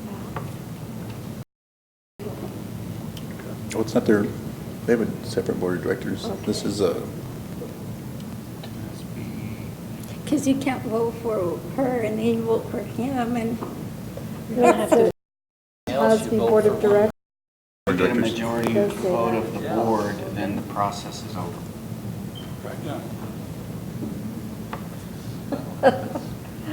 And El Paso gets one because they're the biggest, they get one no matter what. And then it's the rest of Region 19, one other one. This one Really? is, regardless, one of our associates is going to be real. It doesn't You matter, know, You know, it is. That's what's going to end up. yeah, that's what's going to happen. Does this guarantee that they get that spot? I mean, because No, they then just get our it's voted endorsement. on, as the Region-wise. region-wise, in the, is that done over at the convention? They have to get the support from 7 districts. Yeah. And then if there's a tie, I believe they have to go, or no clear majority, they're going to have to be interviewed, I believe is the next step. Okay. But again, this is one of those unique situations we've never done. Or before, nobody so really knows? It would become, I believe, tax fees. Okay. Now, so there was one that we have to choose from here. Right, I think only 3 have signed up. 3? It's Mando from Conatillo, Cindy Dowd. Cindy from Socorro. I don't know who the third one is. A lady from Who is she? Cornell. Who is she? I think she's the past president Oh, of Socorro. And then she was, I think right now she's the vice president of the Far West Texas School Board. Number 6, post the trustee personal financial statements on the board's webpage. Number 7, Ysleta ISD trustees to serve as the. I want to ask a question on that. Sure. We are going to submit our financial statements. We should have already done it. No, What's the they advantage? were What's up? not. Oh, yeah, that's right, you guys weren't here yet. They were not here, so there's, as far as I would think, would not be posted because they didn't, not It's until not next gonna do it till April. Next April. Right. But Next still, April. eventually we'll be there. Right. What's the advantage of going to the website? Transparency. Well, we're already submitted and it's public knowledge then. You have to do an open records request in order to see one. Well, yeah, we submit to you, it's open record, isn't it? but you have to get the No, application from We're the talking courthouse. about. One goes to the- personal finance. This is the Right. personal finance. So I understand personal finance, yeah, that's what I'm saying. One copy goes to the county, one copy goes here at the But district. it's, somewhere. isn't it public record, one submitted to you? Yes. Yeah, I think you give one to Ann, and then you go, and then you take the other one to the courthouse. No, I understand, it's public record. Right. I don't know, when I saw that, I was just curious as to what's the big advantage? In today's environment, today's world, there's always people looking at things. Right. And you just open up another Pandora box, so to speak. It's already there, public record. Am I barking the wrong tree? I don't- No, I mean, you're new to this, and you. I mean, if they want, they can go look at the county and wherever else we submit these things to. But anyway, that's my comment for the night. Number 7, appoint Ysleta ISD trustee to serve as the Texas Association of School Boards TASB delegate and alternate to represent the district at the 2015 TASA TASB conference, October 2nd and 3rd. Number 8, approve a replacement representative of the YISD on the El Paso Central Appraisal District Board. I have a question about, Mr. Pearson just started on the CAD in January. So why are we that a year? And it takes a while to even get an idea as to what's going on at the CAD. So why are we switching again right now? What is the point? I think that since Ysleta encourages educational opportunities, and we have a board member, I think, that would truly benefit from the educational opportunities afforded at the CAD, that I think it's a fantastic appointment. What educational opportunities are at the CAD? You're a board member and you're there to So you learned nothing the whole time you were there? Excuse me? You learned nothing the whole time you were there for what, 2 years? I was there a year and a half. And you learned nothing? Is that what you're saying? That there's no educational opportunity there? I think the time better spent for that individual will be better at the local level than spreading out even more. Okay. Yes? No, I don't agree with you, but okay, I understand your point. Okay, that's good. Any other questions, comments? Number 9, discuss roles and responsibilities of the board officers as set out in board operating procedures. Number 10, approve award of YSD solicitation 216002 RFP, legal counsel for personal matters during the period of contract execution date to August 31st, 2020, with the possibility of one-year extension for $700,000 from district funds. Now, going back to number 9, and it may not be problematic, but consider and take possible action to discuss. You're really not taking action to discuss. You would be taking action to amend.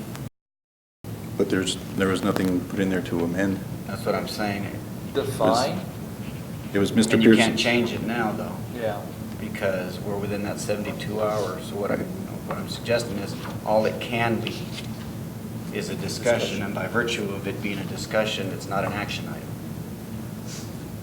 Because you don't need to take action to discuss the board operating procedures. You need an action to amend, modify, change the board operating procedures. So this is going to limit it to a discussion. I just wanted to clarify that now that I've read it. We'd have to return with a new action item that would have amend, modify. Something that requires action? Yes.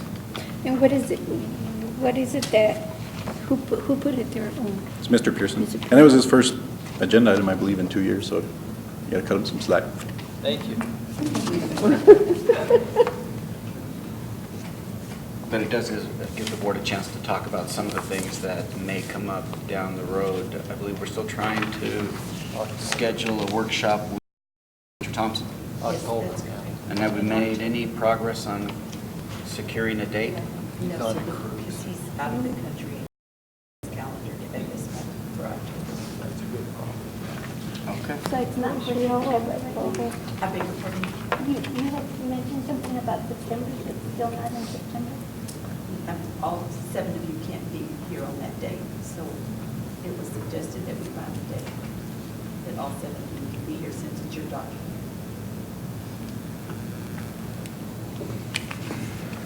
Policy action items. And since there's a whole bunch, if you guys want to pull one for individual vote, please say so. Otherwise, I think we can do them all. I just had some clarifications I'd like to ask. On CDA, other revenues investments. You want to go through each one? No, I just wanted to ask a few questions. Sure. CEA's on page 322. They did, on the portfolio report, it was deleted. In addition to the quarterly report required by law and signed by the district investment officer, a comprehensive report on the investment program and activities should be presented annually to the board. And it's showing deleted. Is there a reason for that? believe when we went through this, it's been a little while ago, I think it's somewhere else that we do, like every, Okay. so it's really not, it's not even redundant to do it once a year. But I'll take a look at that again to refresh myself. It's been a couple months to do it. Okay. I thought it might be somewhere else, but I wasn't sure. I just thought it would be just good practice for the board to look at. And policy CKC, which is on page 329.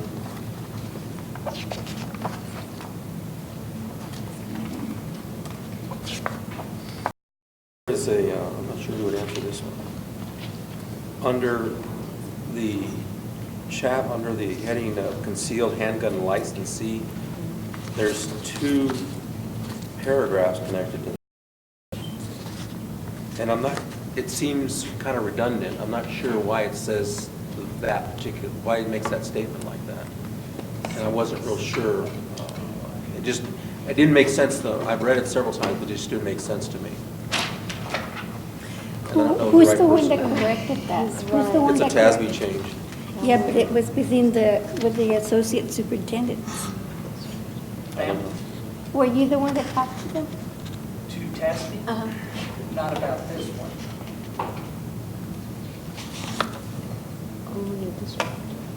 But like I said, when you read it, it seems like it contradicts or it's just redundant. And so I just didn't understand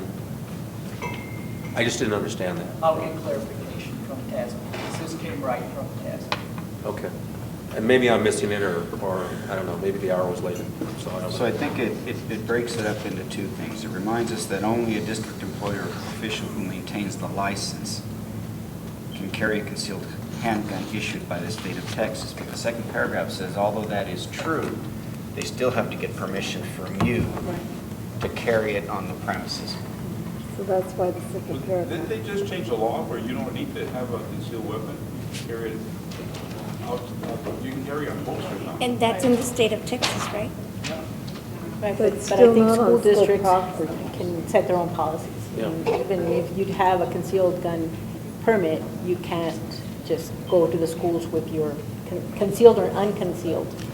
So it reminds You gotta the have board that direct, you that's what that can't policy says. authorize someone without the license to be on your campus. And it reminds the person with the license that even though they have a license, they can't be on the campus without your permission. So there's an agreement of reciprocity there. I don't know if that makes any So in sense. other words, even if a teacher has a concealed handgun license, she can't, or he cannot take this gun to school unless the board or what is approved by. Even though he could say legally, I'm allowed to have a concealed handgun. But he doesn't have a board. But not for the purpose of being on our campus. And then I suspect that some places in Texas are pretty liberal with their handguns. Yeah, they are. That they may not worry about whether or not you have a license. They may want you on the campus or allow you on the campus. Do we have, like stickers that we can put in our schools? We could already. There are some places. In all I our think a lot of campuses? our schools have a reminder that There a are firearm there are is some not places allowed because on the of campus. But we'll look at that and make sure that it's at all of our schools. Mr. O'Neill, Dr. De La Torre, he explained that to me. Basically is that you're required to have a concealed weapons license, but if you're going to be on our property, on school property, then you've got to have board approval, regardless of whether you have a weapons license or not. So.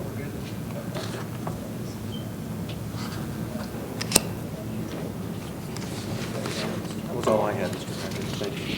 Anybody have questions on any of the other policies that we're looking to approve with one quick swoop on Wednesday? The only other thing I would offer is that we're starting to pile up these policies, and if we don't begin to adopt the policies, we're going to get hit with that's going to pull us all the way back to the beginning, and it will require that staff start all over again, and amending, modifying, considering, presenting policies to you. So we hope that we can get through this so that we at least find a place, a respite, before the update comes again, and then we can begin to go through them again. But there may be an overlap if we don't take action in August. We may see changes in system. Now, I have a question on that.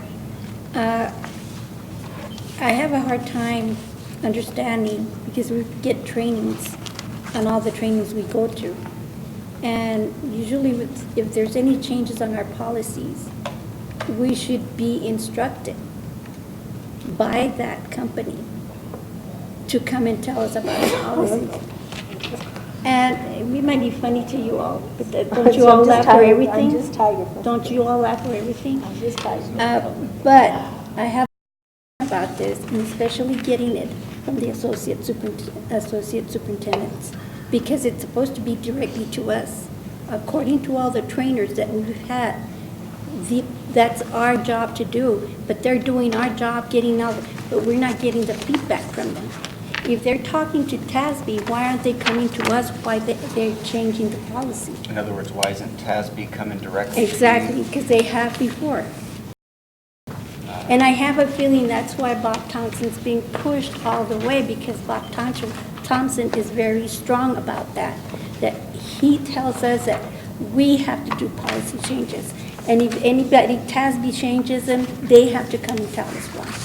Well, they don't have to, and they usually don't. Who says it doesn't have to? Because even TEA has told me that. TASB doesn't typically go out and guide the board through policy modifications and amendments. What they do, because they have even asked me, get an attorney, because you're going to get in trouble with them, and are you going to drag them with you too? but they typically send the update to the board. The board can read it, they can consider it, and they can either decide to implement TASB's language, or you can develop your own language. But And then register just with TASB, even if it's legal?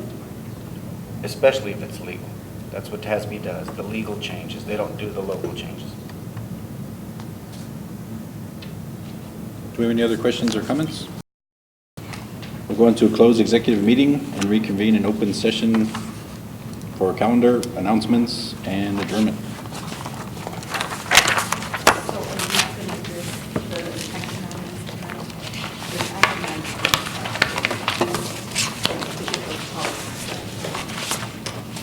Oh, we can do them right now? Yes, sir. There they are. We have a bunch. You have 3 individual, and you have 1 that you do with 1 motion.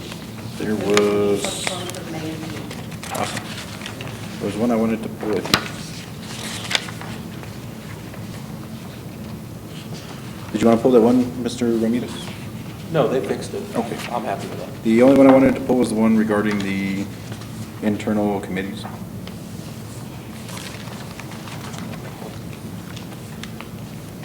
It is number E, section 2.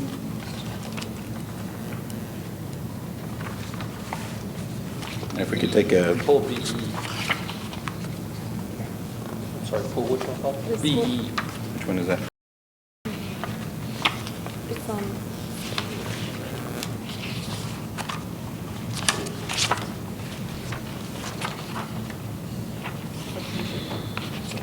Do you have a letter and a number? Number 1A, this one over here. 1A? Oh, we're voting on that one anyway.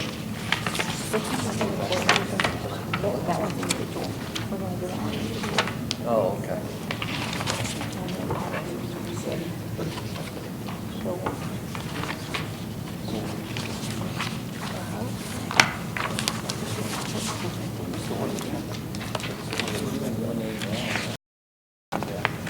So if we can now address the policy action items postponed from both the May and June regular board meetings. Under section 1, consider and take possible action to adopt board revisions to policy BE local board meetings, including portions of recommended revisions from TASB policy review. Is there any discussion? And my question is, can we quickly review what BE local is? Which one, I'm sorry? First one, 1A, BE local, 1A. BQA local? BE local. Page 11 on your menu.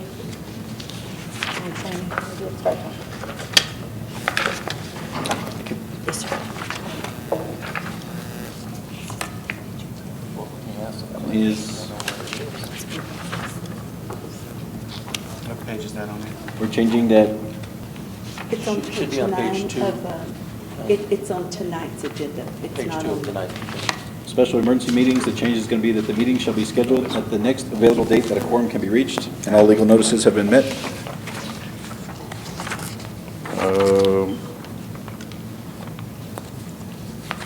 See a change there.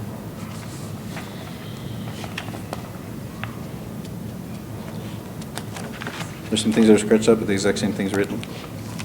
Oh, we're getting rid of the, this is one we're getting rid of, if approved, getting rid of reading the valorum tax payment status. And that's my question.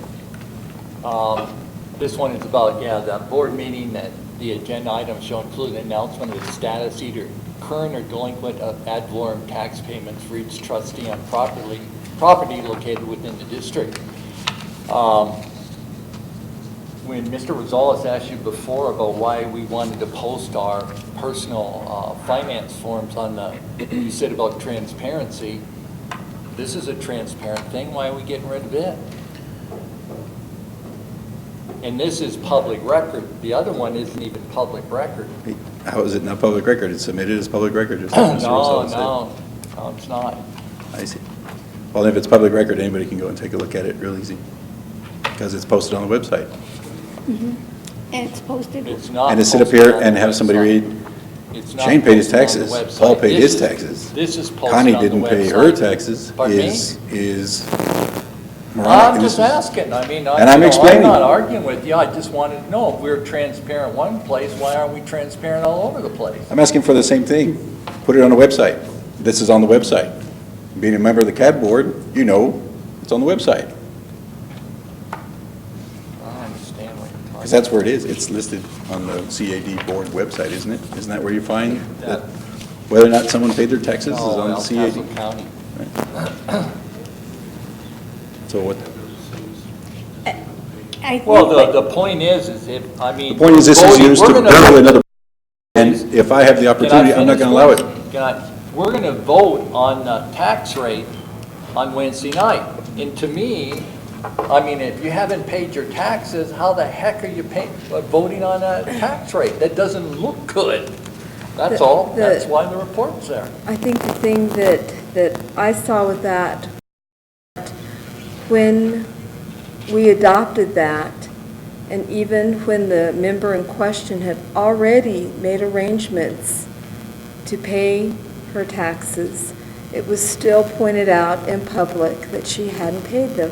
The problem is with that is it's not being used to be transparent, it's just being used to be embarrass people.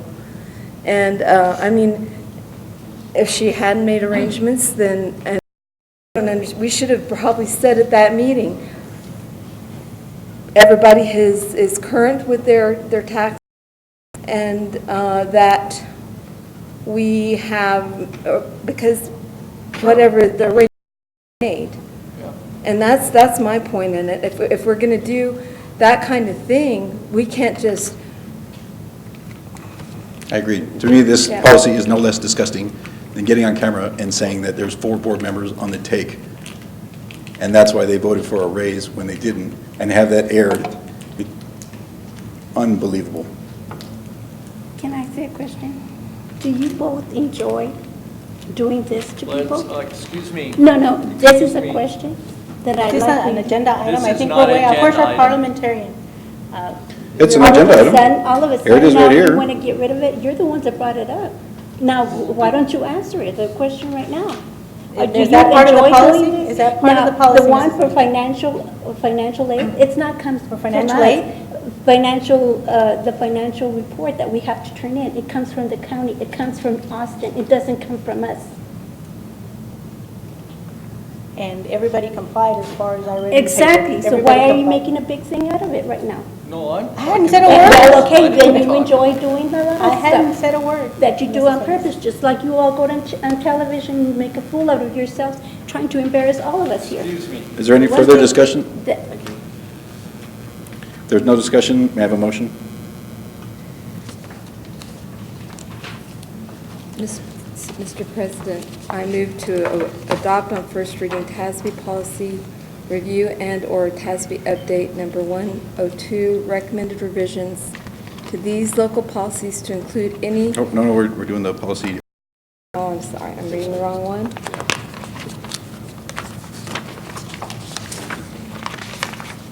It's on page, we don't have page numbers.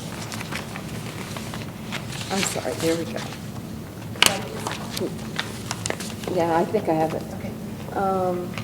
I move to adopt TASB policy review recommended revisions to policy BBI. BE. BE. I'm sorry. There's a lot of these. Okay. Here we go. I move to adopt board revisions to policy BE local board meetings, including portions of recommended revisions from TASB policy. Thank you. Is there a second? Second. Dr. De La Torre, does the administration have a recommendation on this item? It does not. All in favor? Aye. Opposed? Aye. I'll poll the board one by one. Mr. Rosales? I didn't hear. Do you approve the recommended motion? Read that over. Do you approve the recommended motion that has been issued and seconded to adopt board revisions to policy BE local board meetings, including portions of recommended revisions from TASB policy review? Mr. Ramirez? Aye. Ms. Woodruff? Aye. Aye. Aye. Nay. Nay. Motion passes 5-2. Consider and take possible action to consider TASB policy review recommended revisions to policy BBF local board members ethics postponed from the May agenda. I think this is one where they redid the code of conduct. Yeah. Yeah, that's where Mr. Sabi had an issue with the way the code of conduct, because it was, Yes. it contradicted what TASB had recommended, and also there was a First Amendment issue Yes. as well, too. Is there any further discussion? If not, may I have a motion to adopt or reject? Mr. President, I move to adopt TASB policy review recommended revisions to policy BBF local board members ethics postponed from May agenda. Is there a second? Second. Thank you. Dr. De La Torre, does the administration on this item? President Haggerty, members of the board, the administration recuses itself from policies that affect the board, so no. Understood. All in favor? Aye. Opposed?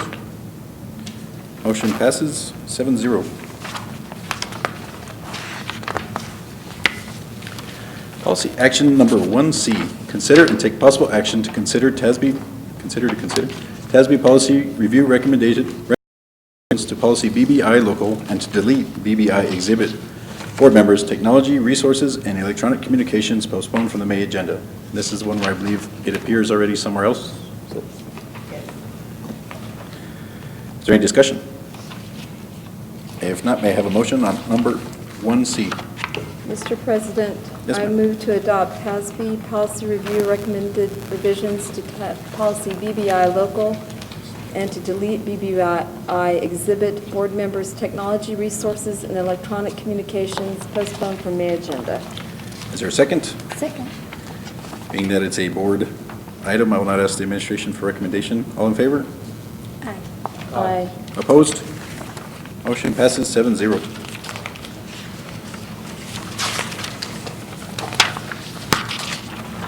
Okay, policy item number 2E, consider and take possible action to adopt on first reading TASB policy review recommended revisions to policy BDB local, board internal organization, internal committees.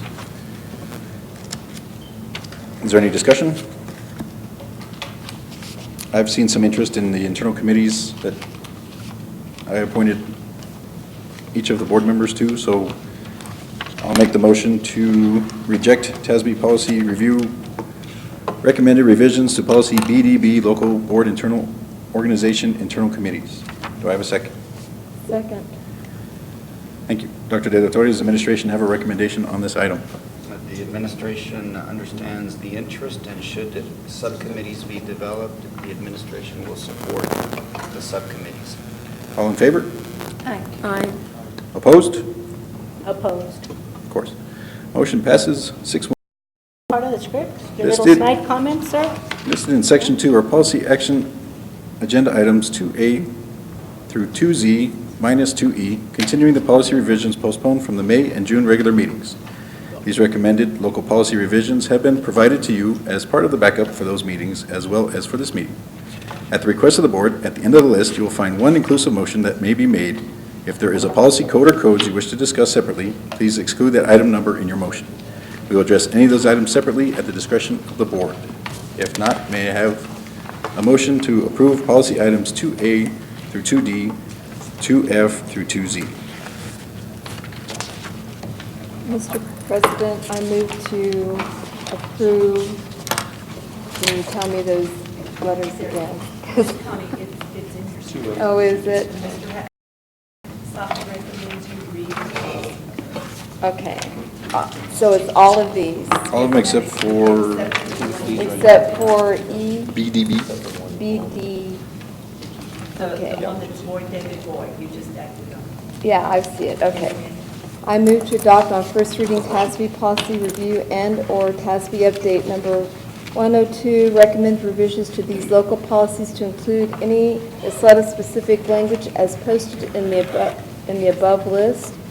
AE, educational philosophy, BBB, board members' elections, BBD, board members' training and orientation, BDG, board members' compensation and expenses, BDB. Nope, not that one. Nope, not that one. BDD, internal organization attorney.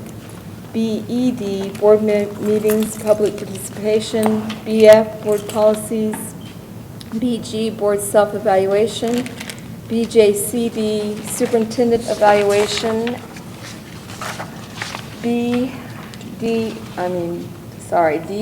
DBB, employment requirements and restrictions, medical examinations, and communicable disease with Ysleta-specific language. DCB, employment practices, term contracts. DCE, employment practices, other types of contracts. DEA, compensation and benefits, compensation plan. DEAA, compensation plan, incentives and stipends. And new DEAB, compensation plan, wage and hour laws. DEE, compensation and benefits, expense reimbursement. DFD, termination of employment, hearings before hearing examiner. DFFA, reduction in force, financial Exigency. exigency. DHE, employee standard of conduct, searches and alcohol drug testing. DIA, employment, welfare, freedom and from discrimination, harassment, and retaliation. DNA, performance appraisals, evaluation of teachers, and deleting policy FNC, students' right and responsibility, student conduct, FO, student discipline, and deleting GK, community relations, and then GKC, community relations, visitors to schools with Ysleta-specific language. Thank you. Is there a second? Second. Dr. De La Torre, does the administration have a recommendation on this item? The administration would recommend approval of the item. All in favor? Aye. Any opposed? Motion passes 7-0. Do I hear a motion to adjourn? So moved. So moved.